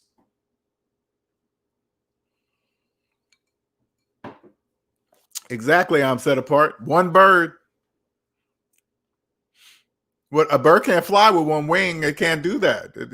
That they said a wing. Yeah. So that means there must be two wings. Yep. Left and right. Then that means there's one bird. Yes. Who's on the back of that bird?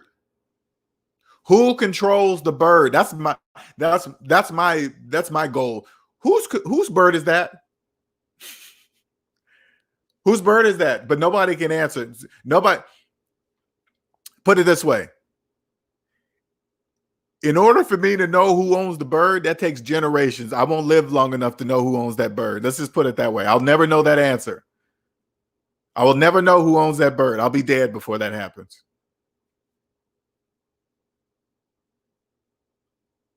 Kendall says, I remember when I got my house, they tried very hard to get me a balloon rate. I said, hell no. Seen a lot of people have to give the house back to the bank. Win-win for the bank. Sure is.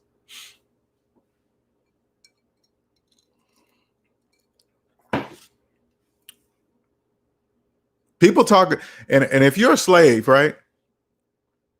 Let me help you so you can understand, because you probably listen to me say slave and you get offended and stuff like this. In the Bible, because I want you guys to understand something. I didn't come up with the word slave. It says slave in the Bible. Proverbs 22:7. The borrower is slave to the lender. It says that in the Bible. I didn't write. I'm not even religious. I just saw that. I was like, wow, that's in the Bible. Yeah, so I can say slave, right? So if you have a mortgage, the bank is the lender, and you're the slave. That says right there in the Bible. If you're getting mad, don't get mad at me. Get mad at the Bible. I didn't write it.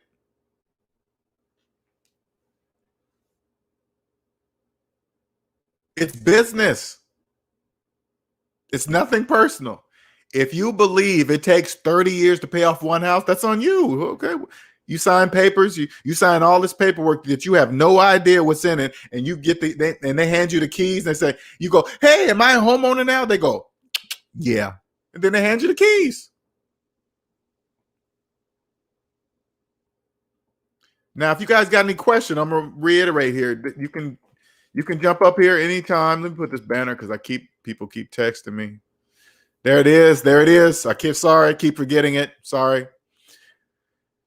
Cosmic says, I'm totally up for a down market across the board, real estate and stock market. I like things on sale. See? You think she can go out in public and say that? You can't say that in public. You can't say that. Read the mandibles, get a glimpse of your, oh boy. All right. Let me write this down. Whose future? Slaves or ours? Well, who are you talking about, Andre? Our existence is very different than slaves. James says, LJ Wright, they will do something so crime does not move to the rich neighborhoods, even if they have to print more money. Yes, they won't allow that. The people that make the rules, they don't want crime coming up to their area because they wouldn't be, if they allowed it to keep doing this, they couldn't prevent crime from happening. That's what's going to happen. People will do things to not starve. This is different. It's different than stealing because you just want something. People will be stealing to eat, to buy food. That's a different kind of instinct. Okay. I've never been put in that situation to where I might have to steal to feed my children. Okay. That's different. What would actual aliens think of our mathematics if they came here and visited us? I am an alien. I'm here. I'm already here. You know what I personally think? I think TV has been giving you pictures of aliens for so long that everybody believes aliens look like that. No, they look like me. People believe that they look like something else. They do that to keep from looking at yourself. Aliens that speak on a different vibrational level. I know it seems like something from the Matrix. I know it seems like that, but it's not like that. It's like, this is what you got to understand, like this. If you're in debt and you don't believe you're in debt, we speak two different languages, because I just showed you that you're in debt with mathematics and you don't believe it. That's a whole different type of language. It doesn't make, you see what I'm saying? A lot of people don't really understand that. And you know why most slaves don't believe it? Because they'll look at everything around them, their car, their house, their credit card, and they believe it's all theirs. But all you got to do is look at the math and see it. None of it exists. It's just like the movie The Matrix. When I first found out the balloon rates existed, I thought that was crazy. Totally crazy. Only a slave would accept stuff like that. And so you guys understand, I did that back in 2008. I was that slave. I sat down at the bank with no money. I had no money. I was deep in debt, student loans, all that. And they gave me a loan. Sure did. Hey, this is your house. And then as soon as I got it, they said, hey, you have equity. You want to take out a second? I said, sure. And I did it all. I'm dead serious. I'm an alien. I know I am. I know I have a gift. I know, and it's funny for me to even call it a gift. It's just because it's just mathematics. But if millions of people don't know math and don't know they don't know math, I have a gift. Nicholas is already LJ. I'm out. Time to chase the girls at the gym.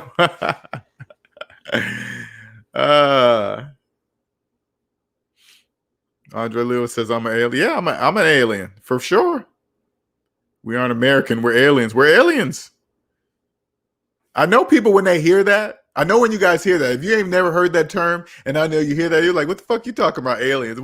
It's true. It's true. And everything, remember, everything I can prove, everything I'm telling you, I can prove. All right. Let me give you an example. If you went to college for 4 years and you're paying on your student loans for 20, only slaves do that.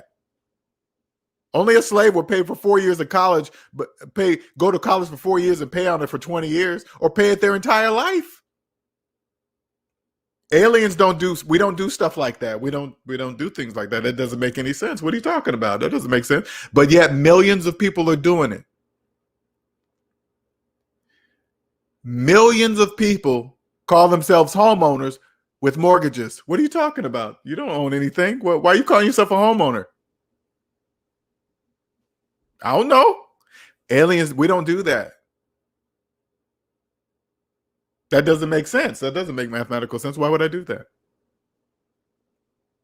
You see what I'm saying? We're here. But anything that millions of people do mathematically, we don't. That's what makes us aliens. Ta-da! Hey, I got this car on sale. You financed it? How long did you finance it? 84 months. You didn't get that car on sale. You're a slave. Only a slave would say out loud that they got a car on sale. Slaves, check this out. You guys brag about, let's go back to the houses. You guys brag about the price of a house like you paid for it in cash. You guys do that. Only slaves do that. Hey man, I got that house on sale, man. I got a great deal. I got it for 400,000. You pay cash for it? No. Then what are you talking about? You didn't get anything for 400,000. Nobody gets a financed house on sale. Nobody in the entire universe. But you believe you do? You're not alone. Millions of you slaves are out there. Millions. You think this housing market could exist without you? Hell to the no. This housing market could not exist without you. Thank you. Slaves are number one. Slaves are number one. In my book, that's the only sport I watch. Believe that, slaves.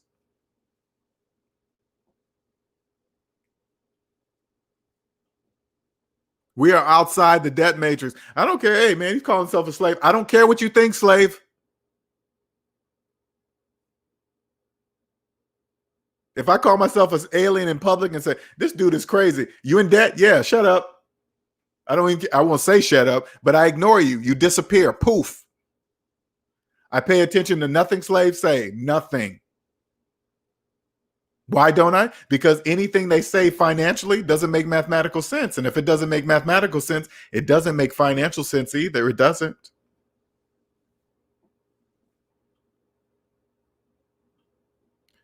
David says, just curious, LJ, if America collapses and you had to leave the country, where would you go as a debt-free person? Anywhere in the world. Every economy in the world runs on debt. Well, the majority of them. I'm not going to say every one of them. All economies run on debt. It wouldn't matter where I went. I would just go to another country and say, okay, what do you guys have here? Taxes, okay. The houses cost this. You guys have this. Okay. I just stay out of debt and I'll just follow the rules. Okay, this paper means what? Okay, this paper, this piece of paper with 100 on it means 100 euros. Okay, what can I buy from slaves with this piece of paper? Oh, I can get that. Okay, so get a whole bunch of these. That's it. It doesn't matter where I go. Doesn't matter. And America collapsing, everybody that's in this chat, we'll all be long dead before that ever happens. Okay, so don't even worry about America collapsing and disappearing and all this stupid shit. You'll be all long dead before that ever happens, so don't worry about it. Now, I like to reiterate this, okay? I don't really cuss a lot, but I want you guys to understand when you guys hear me use curse words. If you ever hear me use a curse word, that means there's a significant point that I'm trying to make there. That's very important. It's a very important part. America collapsing. Don't worry about it. You'll be dead before that ever happens. What's up, No Country? Andre says we go anywhere we want. Anywhere we want. It doesn't matter. LJ, you're going to set a lot of college graduate slaves with this truth. LJ, you're going to set a lot of college. You know, this is what. On the same note, Andre, let me. I know this is going to be kind of weird. Okay, this is going to be weird. It's necessary. It's necessary that people believe they need college loans to go to college. It's necessary for the majority to believe they're homeowners with mortgages. It's necessary to believe that people can't get cars without financing them. It's necessary to believe that people can't even get a cell phone without financing. That's important. That's very important. If you think people are financing cell phones, you think they're paying cash for laptops, for Mac, especially MacBook laptops? You think iPhone users that are financing phones, you think they're paying cash for MacBook laptops? No, they're financing the whole thing. Raymond says, what's up, Wayman? Wayman says, random thought. I'm just thinking how COVID is going to give people a lifelong excuse for being obese. I couldn't go to the gym for a year and I blew up and never lost weight. You have to evolve. That's the best thing I can say it. You have to evolve. Now, I gained some weight since my last, but I can't let myself I couldn't never let myself just go. Okay. I could never do that. Right. But I have to evolve. I got to jump rope at home. I got to do some push-ups. I don't really want a big weight set. So this is what I do. Let me give you an example. I know this is off topic. So when I do push-ups, I use gravity to help me. Okay. So what I do, I don't worry about the count. You know, people on the social media, oh, I did 100. I did this. I just go really, really slow. And if I want it to be heavier, I go even slower. just up and down. And I never stop. I don't stop at the top. I don't stop at the bottom, but I go really slow. If I want it harder, I go slower. I might get in 10, but I go really slow. Really slow. I use gravity to help me. All nations want us. We make it possible. Yes, we make it possible. You guys,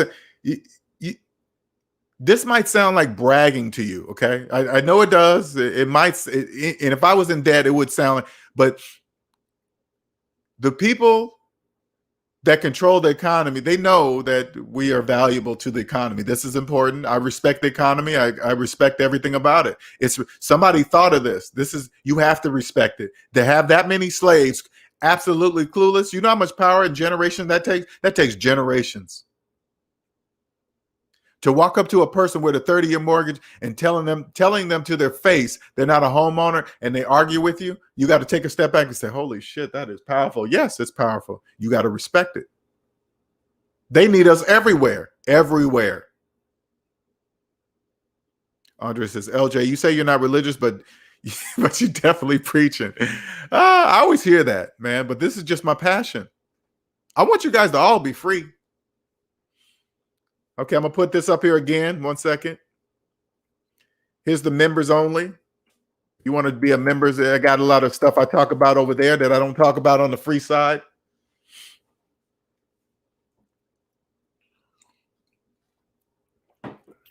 Crisis situations show the morals are usually upheld based on intact societies. If economies collapse, so do people's consciousness. An example for the boyfriend of OnlyFans cam girls who, what's it say? An example are the boyfriends of OnlyFans cam girls who operate the cam. Oh, I didn't even think about that. You're right. You are right. Morals go out the window. Oh, they ain't touching us. That's what they think. I mean, I could think about if I was in debt, I'd be thinking the same thing. Oh, they ain't touching you. They can't. No, they're seeing you. They're seeing you. So people that are doing that, and I'm not knocking you. If you're doing that, that's business, okay? Don't worry about how I feel about it. Whatever you're doing on OnlyFans, if it's legal, don't worry about what I'm saying. Don't worry about how I feel about it. If you're paying your taxes and you're doing everything and it's totally legal, do your thing. Whatever, right? But you gotta think a little bit further. What if this phase in your life, you're kind of done with it, I did it, and blah, blah, blah, and then you want to go to a different direction in your life, but you did this back here. So you get to a certain position, because if you get high enough, you better believe they're going to look back. The higher you get on whatever you're trying to do, they're going to look back further. And if they see that, guess what? You're not going to get to that level or whatever you're trying to do. Go slow push-ups, do it until it hurts. Yep, then do it again. Exactly. What's up, Gold Silver Surfer? Hi, guys. Tuning in from the UK. It's been a while. How you all been? Still paying down my debt. Congratulations. I'm glad to hear that. I am glad to hear that. So anybody, because it's about hour and 42 minutes. We're going to go 2 hours, okay? And then we're going to go ahead and get off here because I got some things to do. But if you guys got any questions of me, maybe you just got into a house. Maybe you've been thinking about getting into a house. I'm here to tell you, if you just wait, if you don't even know how much debt you're in, don't think about getting a house. Put it this way. If you're making payments on your cell phone, you're not ready for a house. If you're making car payments, you're not ready for a house. If you're paying GAP insurance, GAP, GAP insurance, you're not ready for a house. If you have a subprime mortgage, you need to sell. Sell right now. Sell. Get out of it. Sell. Because I can only imagine. Let me tell you something. If you have a subprime mortgage and the market crashes, you are out.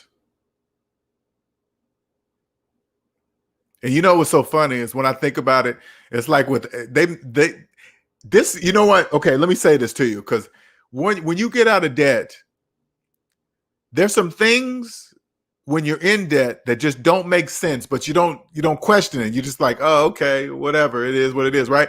I remember when back in 2008, I got a subprime mortgage, okay? And subprime mortgage are usually a government-backed mortgage, which means it's you, okay? Slaves back it up, right? I remember when I lost that house, I lost that house when that crash happened. I'm trying to think back of, it was 2000. I bought in 07. Then I lost in about 08. Anyway, they said they won't come after you for the remaining balance of the house that was owed, right? And I was inside of me, I was like, whoo, thank goodness. But at the same time, I was thinking, well, why wouldn't they? Why wouldn't they come after me for the money? That doesn't make any sense. Because they knew I was never going to own that house in the first place. So they was already getting money from, not only from interest, from PMI, who knows whatever else is involved in that convoluted contract that slaves signed that have no idea what they're even reading.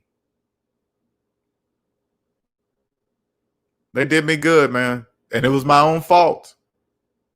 I had no business trying to buy a home. Not a clue.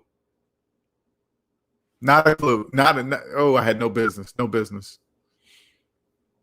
Should I buy a house in 2020? Not if you're trying to get one of Andre's houses. Hard pass. Find a slave in trouble instead. Yep. Find a slave in trouble. What do you think about investing in crypto? It counts on who's asking that question. Anybody asking me to invest in crypto, the first thing I want to do is see their personal credit report, not their credit score, their personal credit report. And you're probably thinking, well, why would you want to see that? Their personal credit report will tell me why they're investing in cryptocurrency. I'm going to say that one more time so you guys can get it. Anybody telling me to invest in cryptocurrency, I need to see their personal credit report.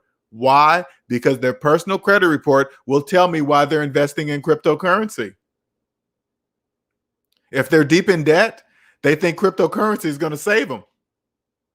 If they're not in debt, they know how to use slaves, because slaves look at cryptocurrency like it's the lottery. That's what they look at it like, hey, this is going to save me. This is going to get me out of this mess I'm in, and it's going to do it fast. No, it's not. It doesn't even exist, slave. Cryptocurrency doesn't even exist.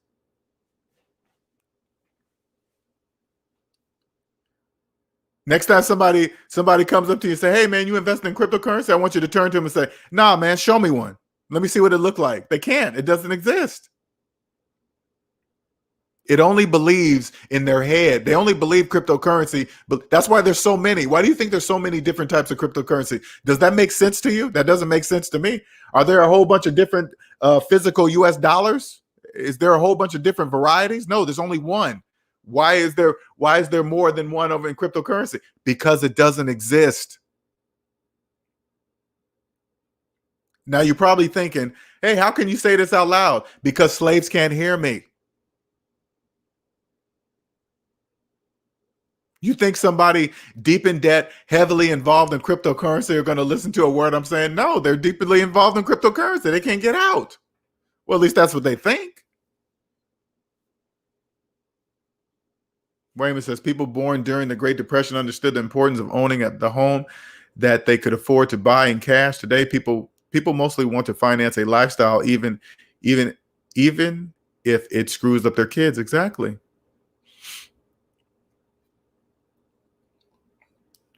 What's up, Retired 2019? Young Millennial says, this is the only channel where the word slave is used to encourage people to stop being one. Yes, that's exactly what it is. It does. This is why I use the word slave. It catches your attention. It catches your attention. I've had several clients tell me, you know what, LJ, when I first heard slave, I used to get kind of angry. And then he goes, damn, why is he calling me a slave? You know, it makes them start thinking, and then they start listening, and then they always say, But everything he's saying, your math is right. So I knew you had to have been telling the truth because your math always came out right. Demetrius says Bitcoin is determined by supply and demand. That's it. You get out of debt and you have money, you will know exactly how to play Bitcoin. I promise you. All you got to do is watch the economy. Millions of jobs out, millions of people out of work, they go to gamble on cryptocurrency. Cryptocurrency is going to save them. That's what they think. That's why you notice when things are bad out in the real world, cryptocurrency is starting to shoot through the roof. People got their hopes. They're putting more money in there. No different than going to Vegas. It's the same thing. And then every now and then you always hear this. Oh man, somebody cracked in there and stole $50 million out of it. You think somebody really did that? Okay, whatever. How are you gonna find out if any information of that is true? What are you gonna do? Who are you gonna call? Cryptocurrency support? See if it's true. Hey, yeah, can I get cryptocurrency support? Yeah, 1 second, sir. Hold on. Yeah, is this cryptocurrency support? I haven't been able to find a Google number on the Google. Nothing's coming up. There it doesn't exist because cryptocurrency doesn't exist. Yeah, it never really made sense. Never. Don't worry about it, slaves. Don't worry about what he's saying. LJ, I'm asked that let me see one of those crypto coins. Yeah. Let me see one. It makes sense for the banks. I think the banks made up that shit. I think the banks came up with cryptocurrency because this is what you guys don't understand. Cryptocurrency has been here already for years. It's called credit. When you get credit, next time somebody gets credit, say, hey, show it to me. Let me see what that credit looks like. Hey man, I got this credit of $5,000. Show it to me. Let me see it. What does credit look like? Show it to me. Cryptocurrency, but people don't look at credit as cryptocurrency. They don't look at it that way. What's up, young grump? What's going on, sir? I can't hear you. Uh-oh, you got that late thing. You there? Connection. So I can sort of hear you now. Sound like you're late. Disconnect and reconnect. 30 seconds so I could be able to hear you fully. Because when I come in here, okay, go ahead. Go ahead. I'm gonna just wait. Go ahead. Yeah, god dang.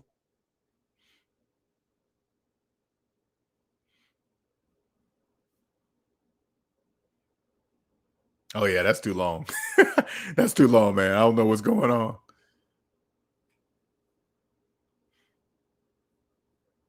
Okay.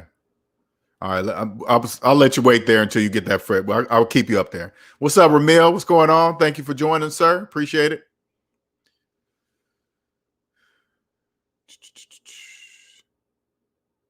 People really believe in crypto. Hey, man, that's a moneymaker. You get out of debt, that's easier to play than Vegas. Trust me.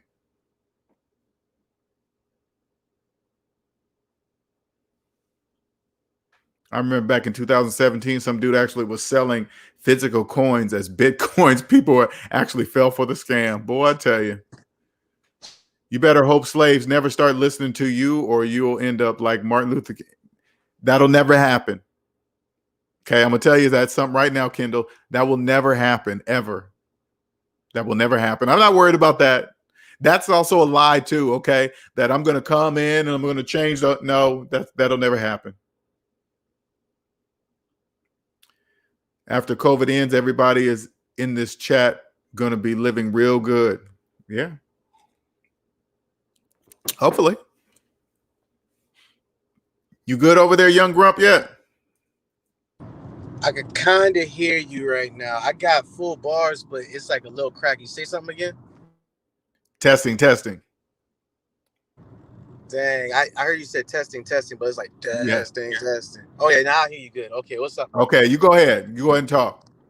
All right, yeah, man. Like, That's crazy how I had sent you that video on IG about Bam and Kivo. Yeah, it's like it just didn't make mathematical sense. And like you're right, especially with Dave Chappelle been on that Joe Rogan podcast and what he said. So as I want you to like explain to the audience about that again, if you don't mind. Yeah. So, and I thank you for bringing that up, Young Grump, man. I really do. Me and Young Grump and I talk a lot in the background. So, and I enjoy the conversation. So, but I was watching Dave Chappelle on Joe Rogan show, right? And if you ever get a chance, go check it out. It's on YouTube. And he was talking about when he was younger, he had came across this 3-card money game, you know, where they put the ball under the thing, and he was trying to figure out the trick so he could discover the problem or whatever, right? And then he figured out that the whole audience was in on the trick. So when he was doing it again, when he was doing the trick again to somebody else, he said he came out yelling, "Hey, it's a lie! Everybody's in on the trick and blah blah blah." He said, "Homeboy gets up, snatches him up, and say, you know, he said, dude had this look in his eye like he wanted to beat his ass, but he saw the fear in Dave Chappelle's eyes. He said he changed it, and then he goes, the man tells Dave, he says, never try to take food out of another person's mouth or something like that, right? I'm sure maybe I'm not saying it right, but go check that out, right? And it made me think, right? Bam Man that he's just talking about, right? I got to understand that what he's doing from what I could see on the video is legal. Okay, I have no right to come and criticize his legal business doings. If whatever he's doing is legal, that's none of my business. He's not tricking anybody. Now, when I look at his videos, with everything he's saying, and this doesn't matter because it's true, everything he's saying doesn't make mathematical sense. It makes no sense. None, zero. But that's because I know it's true. I can I can prove everything I'm saying, so it doesn't matter that I'm saying it. But math, you not understanding math is not against the law. So that's what he's using. He's using math for people that don't trust mathematics. That's all. That's legal. That's business. He's not stealing from anybody. He's not robbing anybody. He's doing business. So I have no right to enter my feelings on what he's doing, because whatever he's doing is legal. From what I could see from the videos I see, people are like, "Oh, he went to prison." Well, yeah, a lot of people go to prison. Some people learn and they learn from their lesson and go on. People think since they got a stamp, he's going to be like that for his entire life. Well, it makes life harder because you have that stamp, but doesn't mean you are that person anymore. It's just, because there's a lot of people that did the exact same things or whatever caused them to go to prison, but they didn't get caught. Does the person that didn't get caught any better than the person that got caught? No, it doesn't. No, you both did the same crime. For real. So that's, yeah. Go ahead, Young Grump. I'm sorry. I was rambling. I always ramble. Oh yeah. Say something else again because I've been hearing you and then it's static. One more time, please. It was a lot. So you, man, your phone, man, or your connection. It's crazy because I didn't even finance this dang phone. It just, it's just so crazy. I got an iPhone. I think it's an iPhone. It's the 3 cameras, whatever that crap is. But Right. You would think that if you got a good phone and a good service, that the mic will work.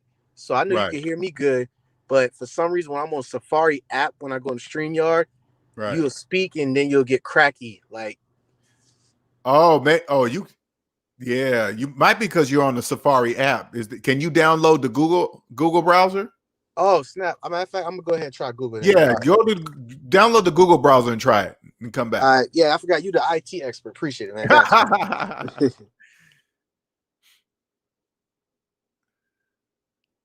Okay, what you saying here? Oh, okay. Wayman says Ramil is like Ghost Dad in that chat. I can't even see him. Ramil, he be popping in, and I'll be seeing Ramil more on Instagram. What's up, DTN? How you doing, sir? I did. Hope you did as well. James says, won't never happen. People love debt too much to ever mess with it. Nah, that'll never happen. I'll never change. I wouldn't live long enough to change it, nor am I saying I want to change it. I'm not even saying that I want to change the economy, because the economy favors those who favor math, who trust mathematics. I'm just telling you that right now. The economy favors those who trust mathematics, period. The economy is just there. The economy is not doing anything to anybody. Okay. What's up, Dave Bourne? Oh, okay, cool. It was good. Dave Chappelle, man, he's a funny comedian, but he's clearly an alien. Clearly, you guys don't even get it. Dave Chappelle has mastered turning consciousness into jokes. You guys, man, he's a whole different level type of comedian. It's a whole different level. He said, never get between a man and his meal. Yeah, okay, there it is, a man and his meal. And so me doing that to Bandman, saying, I'm messing with his business. You know, it's really no reason for me to do that. Because all I got to do is say, hey, is what he's doing legal? Yeah, that ain't none of my business. So I won't be doing that shit anymore. I just won't be doing that kind of stuff. I love slaves, but will no longer date one. I wouldn't date one. I won't date slaves. Yep, math is absolute. Good or bad is feelings. Good and bad are feelings. Sure is. Andre says, that's a great story, LJ. It doesn't have to be morally right to be legal. Yep, doesn't have to be moral. Like thinking somebody should be doing something morally, those are feelings. Is it legal? Yeah, okay. Well, now don't get me wrong. Me personally, I do that's probably the only time I enter my feelings into business. You know why? Because morally, I couldn't go out and promote something for people to get in debt, and I'm trying to get them out of debt. I just couldn't do that. I wouldn't do that. And the only reason why I have the choice to do that, because I'm not in debt.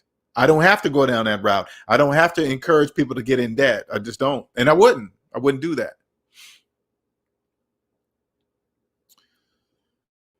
What's up, Information Man? You back? Cool. Thank you, sir. We can't have everyone debt free. That's one way ticket. It all going down global. Yeah, we can't have that. I want you guys to clearly understand something. I'm only here to help a few people become free. I don't want a whole bunch of people to be free. That would be bad for everybody. No. And me even talking like that would be even ego, even saying that. You think I'm gonna come across as a 50-year-old man and destroy something that has been centuries in the making? No, that's ego. That would never happen. No. I could start it in my own family.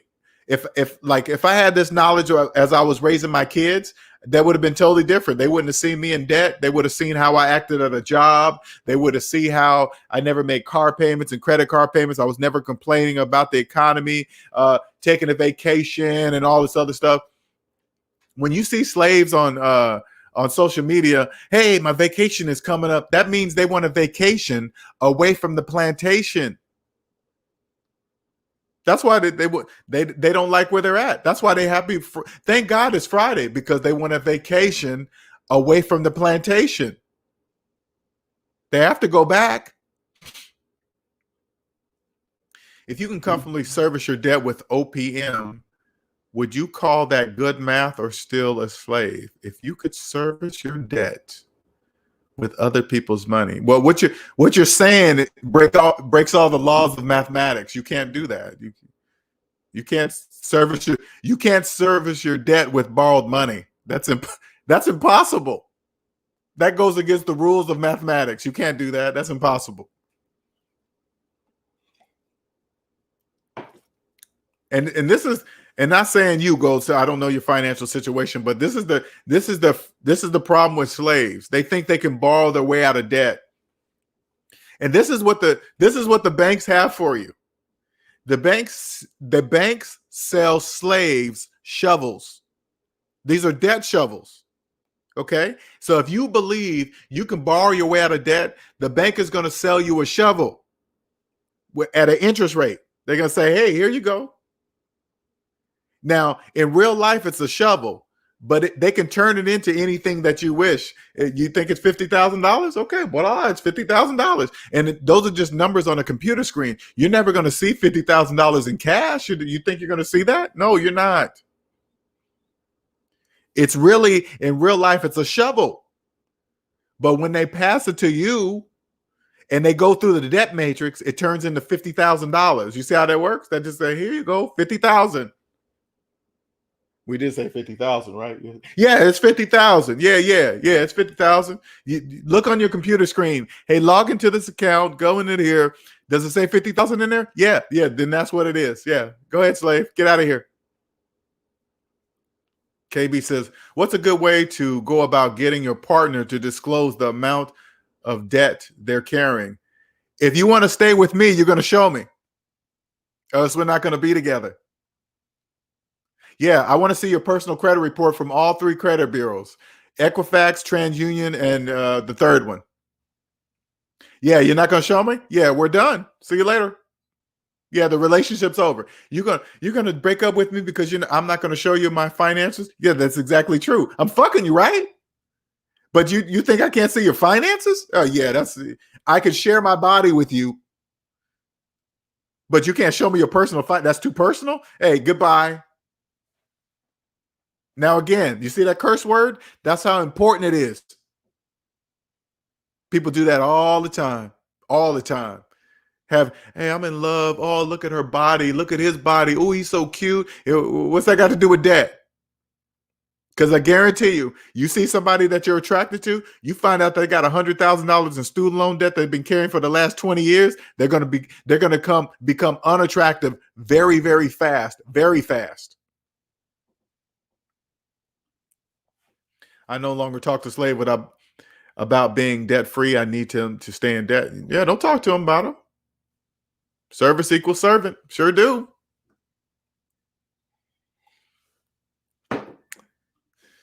OPM, I mean, like having tenants cover your mortgage payment with the positive cash flow after. Okay, that's a good question, Gold Silver Surfer, and I know why you're asking that question.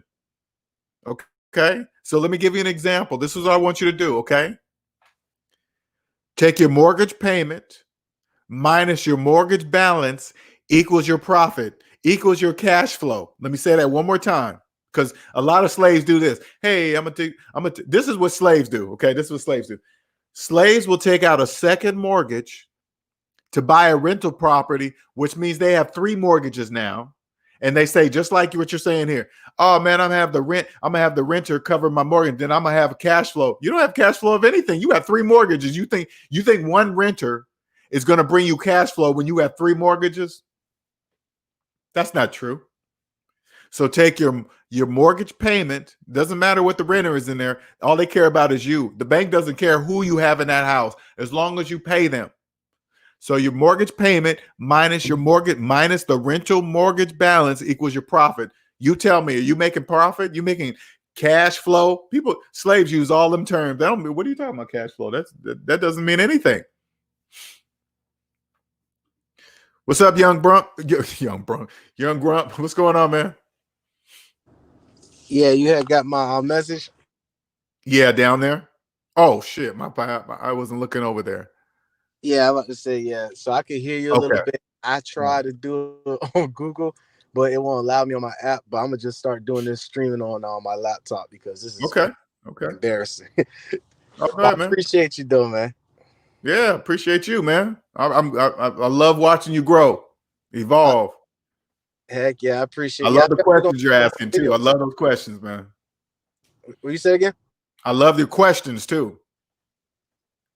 Yeah, man. Yeah, yes, sir. All right, I'm gonna get back out of this, dude. Oh, you done? Okay, all right. Andre says, wow, LJ, these analogies are very very educating. You know what's so crazy? It's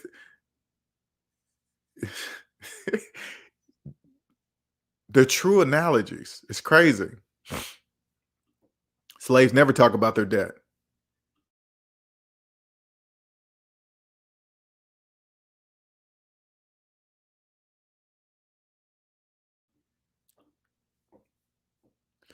Wayman says she'll share her body with you unprotected, but will guard her phone and credit report like the U.S. Embassy. Sure will. That goes for men and women.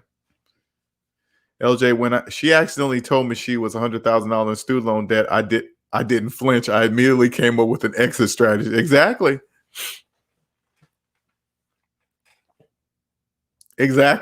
You're not going to date anybody, especially, put it like this. If you're with somebody that has student loan debt and they're talking about buying a house in 2020, you need to run. You need to run as fast as you can. Fast as you can. Fast as you can. If they talk about, hey man, the home rates are good, you turn to them and say, don't you still have your student loans? They say yes. Then you'd be like, oh, okay, yeah, that's no. I have a close friend that I love very much, like a brother, but he financed a boat this year. He financed a boat in 2020. First thing he says to me when we get on the phone, before he's like, oh yeah, man, I paid off my student loans. And then all of a sudden, in second breath, he tells me he financed the boat. You know what that tells me? You didn't pay off your student loans. That's a lie. I couldn't say that. Don't get me wrong, but I know it's a lie, because somebody wouldn't get out of debt of how much the student loans were and then go right back into debt for a boat. That would never happen. No, that wouldn't. So now I know he's lying about paying off his student loans. I already know, but I can't tell him that. I do talk about debt all the time, makes others uncomfortable. Yeah. Slaves talk about debt around the clock. You can't be with nobody. Let me tell you something. Once you become debt free, you can't be with anybody that constantly talks about debt. You just couldn't do it.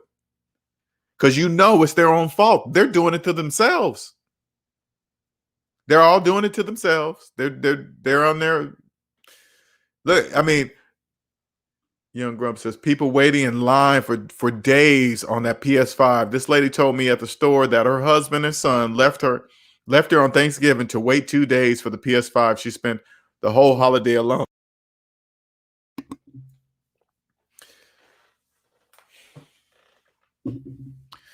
Now, you could look at this two ways.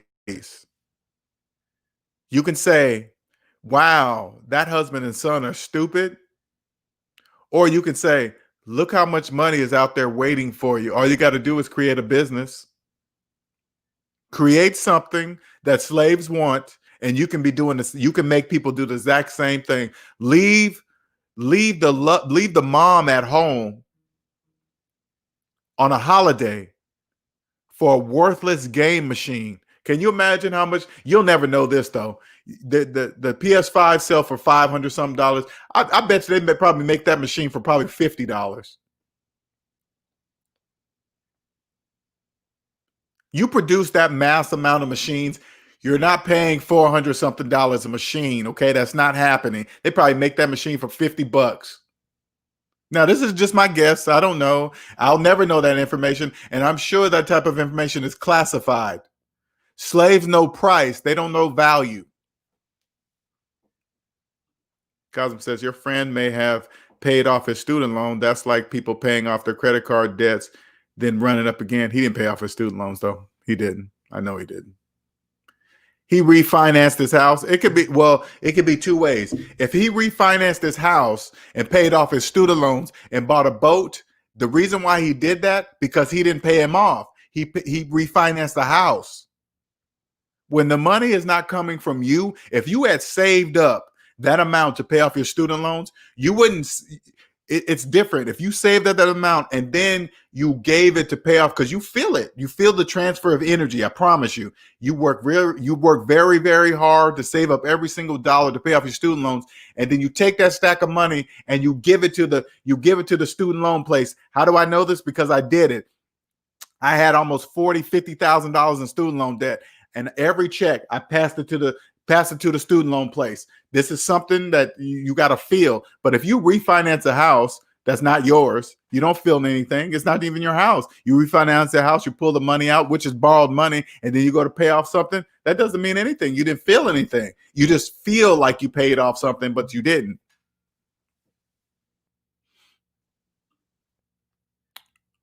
I see it as risk management. My previous OPM question, most slaves are so over leveraged. Risk management is not. I'm just, when I talk about that gold, silver, silver, all I'm saying is I'm just doing the math. Your mortgage payment minus your mortgage balance equals your profit, period. That's period. No amortization schedule, no. Mortgage payment minus mortgage balance equals profit, period. Mortgage payment minus mortgage balance equals your equity. How much equity do you have in your house? The next time you think you're looking on Google and you're valuing your home and all this stupid nonsense people do. Oh, I went to this website and it says my home is worth this. You take your mortgage payment minus your mortgage balance equals your equity. Don't worry about what you see on Google. Don't worry about what the bank tells you. Don't worry about any of that. Who, your friend, hey, in this neighborhood it's worth this. In this city, don't worry about that. Mortgage payment minus mortgage balance equals your equity. How much equity you have? For a game system, that's absolutely bonkers. He came back, sold them a PS5 for $1,500 when people could not find them. You should have saw the prices on eBay. I'm pissed that I missed it. I didn't pay attention to it. I should have went out and bought 5 PS5s and then put them up on eBay and sold them for $1,500 a piece or more. They were going more for that. They were going more than that on eBay. I should have did that. Black Mink says they need to have some type of course in high school to educate these kids on student loans. Sorry, that'll mess up the system. They can't have that. That right there, I know why you're saying that, but that can't happen. That will mess up the system. Can't do that. I remember someone talking to someone that works on programming for those PS systems. Did you know they will start shipping the console to the stores before the programming is even done? When you power up, they will push out the updates to complete the code. Oh, yeah, they sure will, won't they? Use their internet, do all that stuff. Risk management equal having multiples of the loan in cash. Risk management. Andre says, I never bought a pair of Jordans when I found out that it only cost about $2 to make. I wouldn't doubt it. As a current slave, how do you treat your young children to be better? How do you teach your young? I'm assuming, how do you teach your young? You teach them. This is what I would do if I could go back. They would have never known about credit. I wouldn't have taught them anything about credit. And led by example. I would have bought everything in cash. I told them, you don't finance things. I don't care what your friends say. My friends say I can't get a car. I can't get a nice car without finance. I'll be like, hey, if I started from, they wouldn't even know that existed. I mean, they would have heard of credit. They would have been like, oh, I don't use it. My dad never taught us about it. And it would be instilled at them that they don't finance anything short of a house. Shout out to Amizi for the $10 super chat. Thank you, sir. I appreciate you, man. My man Amizi. He's another alien, another young alien. Young aliens about to kill it in the game. About to kill it.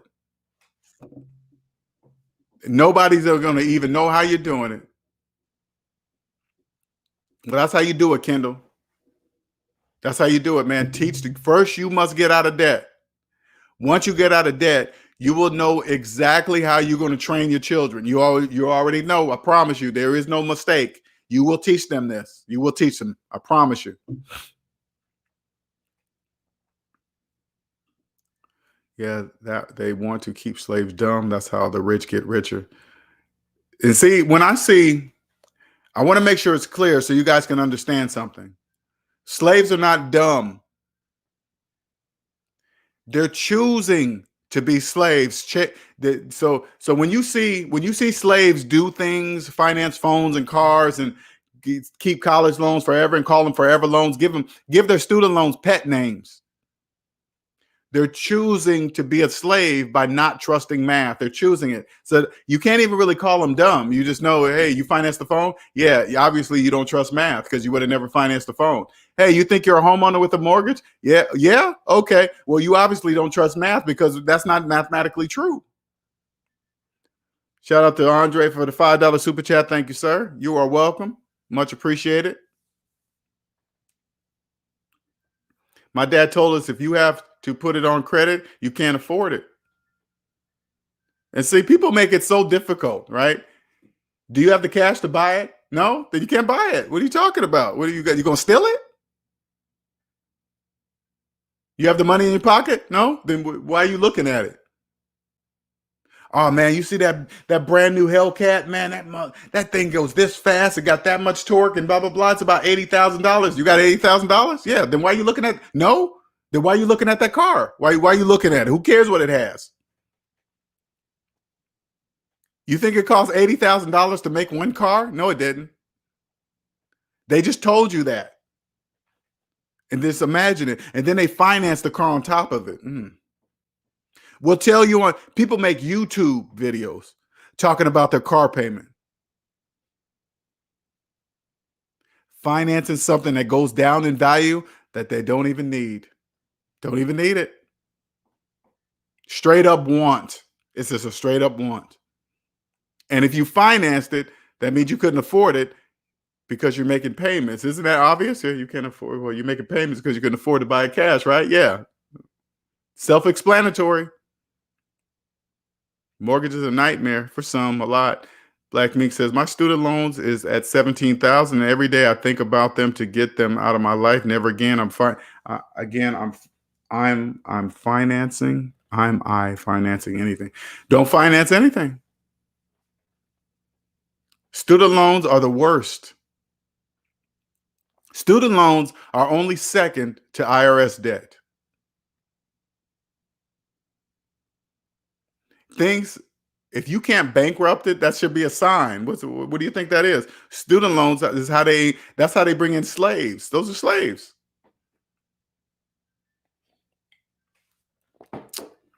Exactly, Andre. Why are you excited about financing a liability? Slaves be taking pictures with their cars and posting them on their Facebook.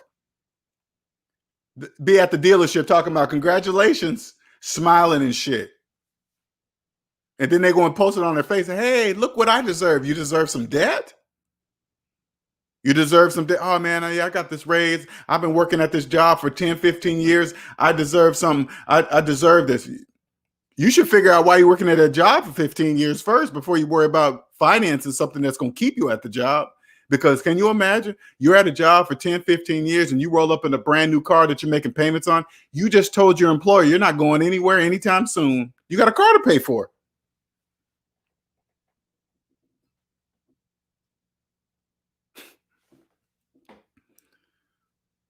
What's up, Arcart? Underground says, I'm paying back close to $2,000 a month to get rid of my student loans. I just wanted out. Congratulations, man. I took every check and gave it right to Sally Mae, whoever owned it at that time. Right, boom, boom. And that part is a very important part of the process. You need to feel paying back that loan. You got to feel it.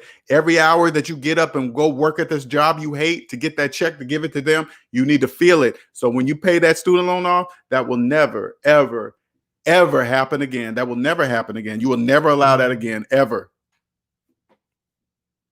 What's up, Nicer? My brother called me up like he had a deal on a finance car for me. Slaves have no idea what they're saying. I'm doing it out loud. You ain't lying.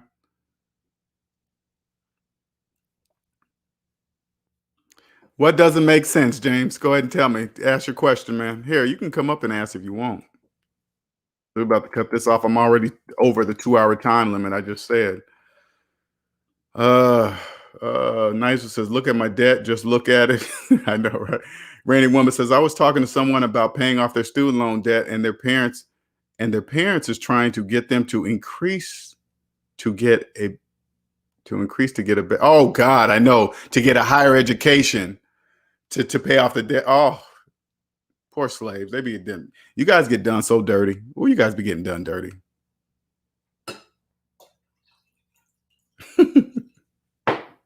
I know, right, Nicer? They drive it around to all their friends. Hey, look. And slaves love telling the price of the car too. Oh man, this car is like 40,000, like they pay cash or something. Yeah, man, it's about 45, but I knocked it down to 42. You pay cash for that? No. Then why are you telling me the price of that car?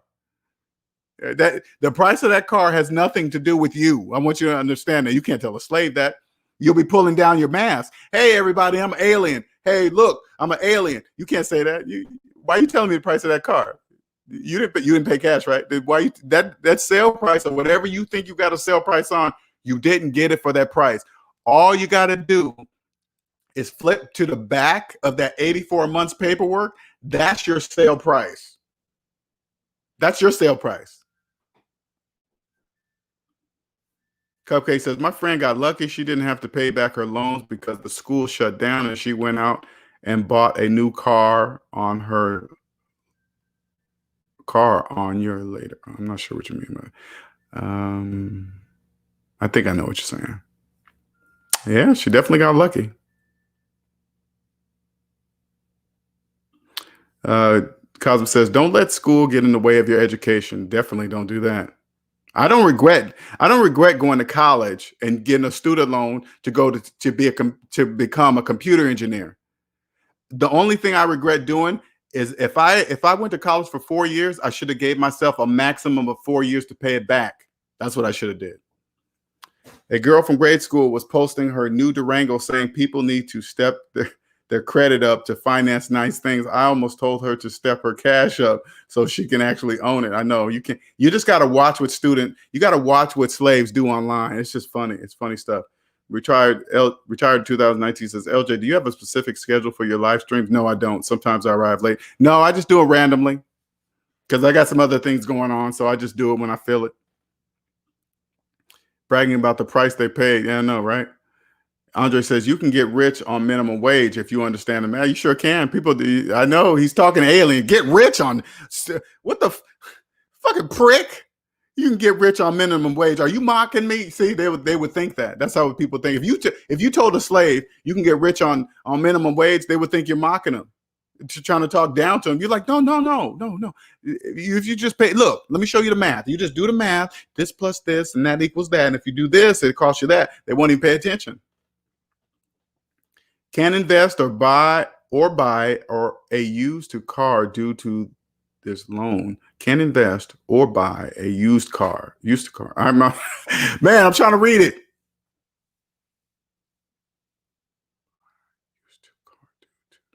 You got to rewrite that. I'm not sure what you're saying, man. How do you feel about someone financing under a corporation? Well, business is different, Golden. I'm not against business debt. The only thing I deal with is personal debt. Anything I talk about loans, I'm only talking about personal debt, never business. Okay, that's different. That's totally different. Only personal debt.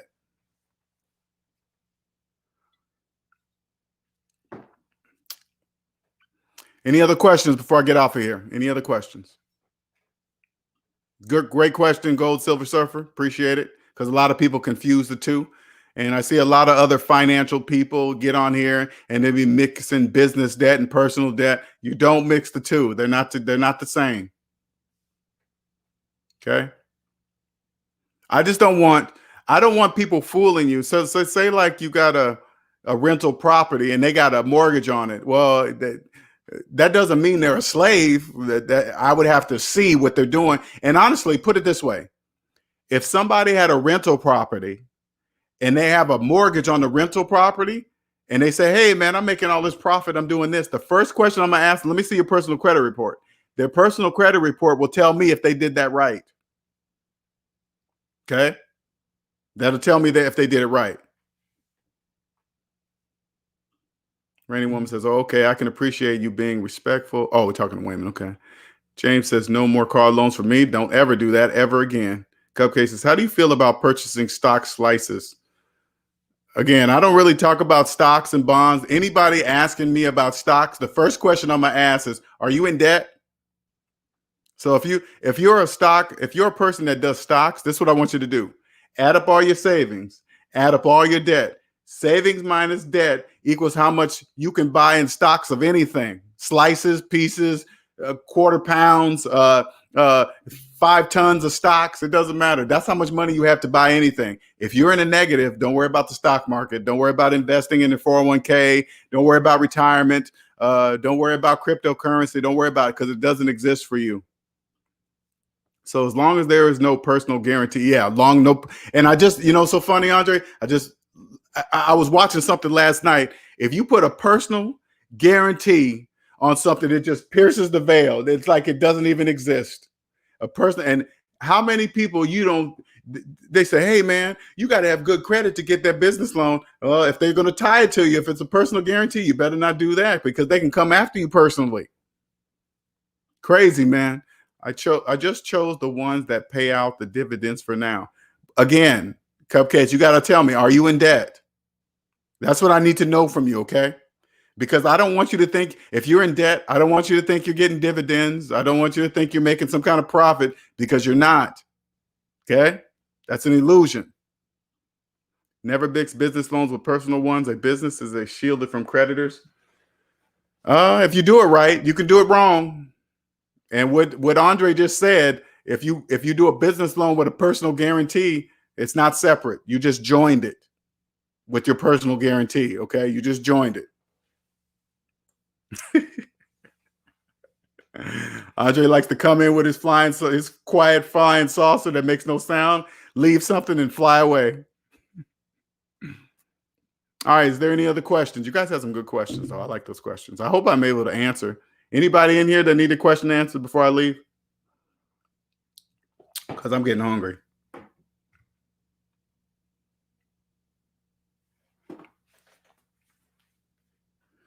All right, let my woman know I am finishing up right now. Any other questions?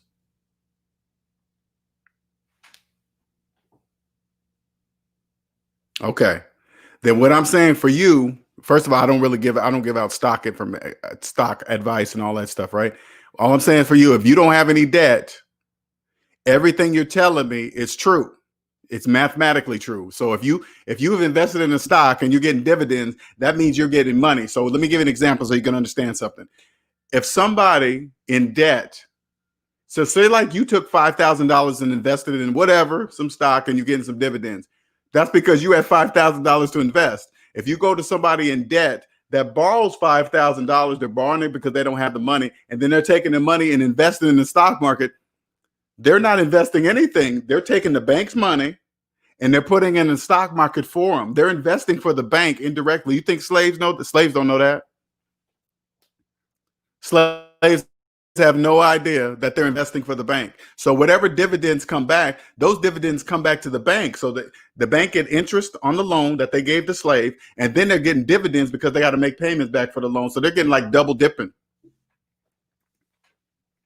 That's called phantom income. Okay, slaves can't see phantom income. They can't see it. Okay. Any other questions?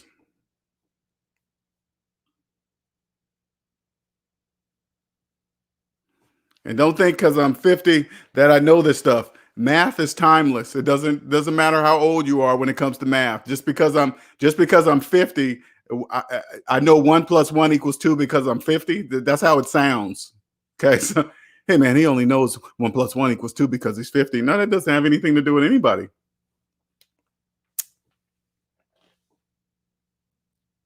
Thank you, Reigning Woman. Thank you, Andre, for joining. Cupcakes. Appreciate it. All right, man. It's time for me to get out of here.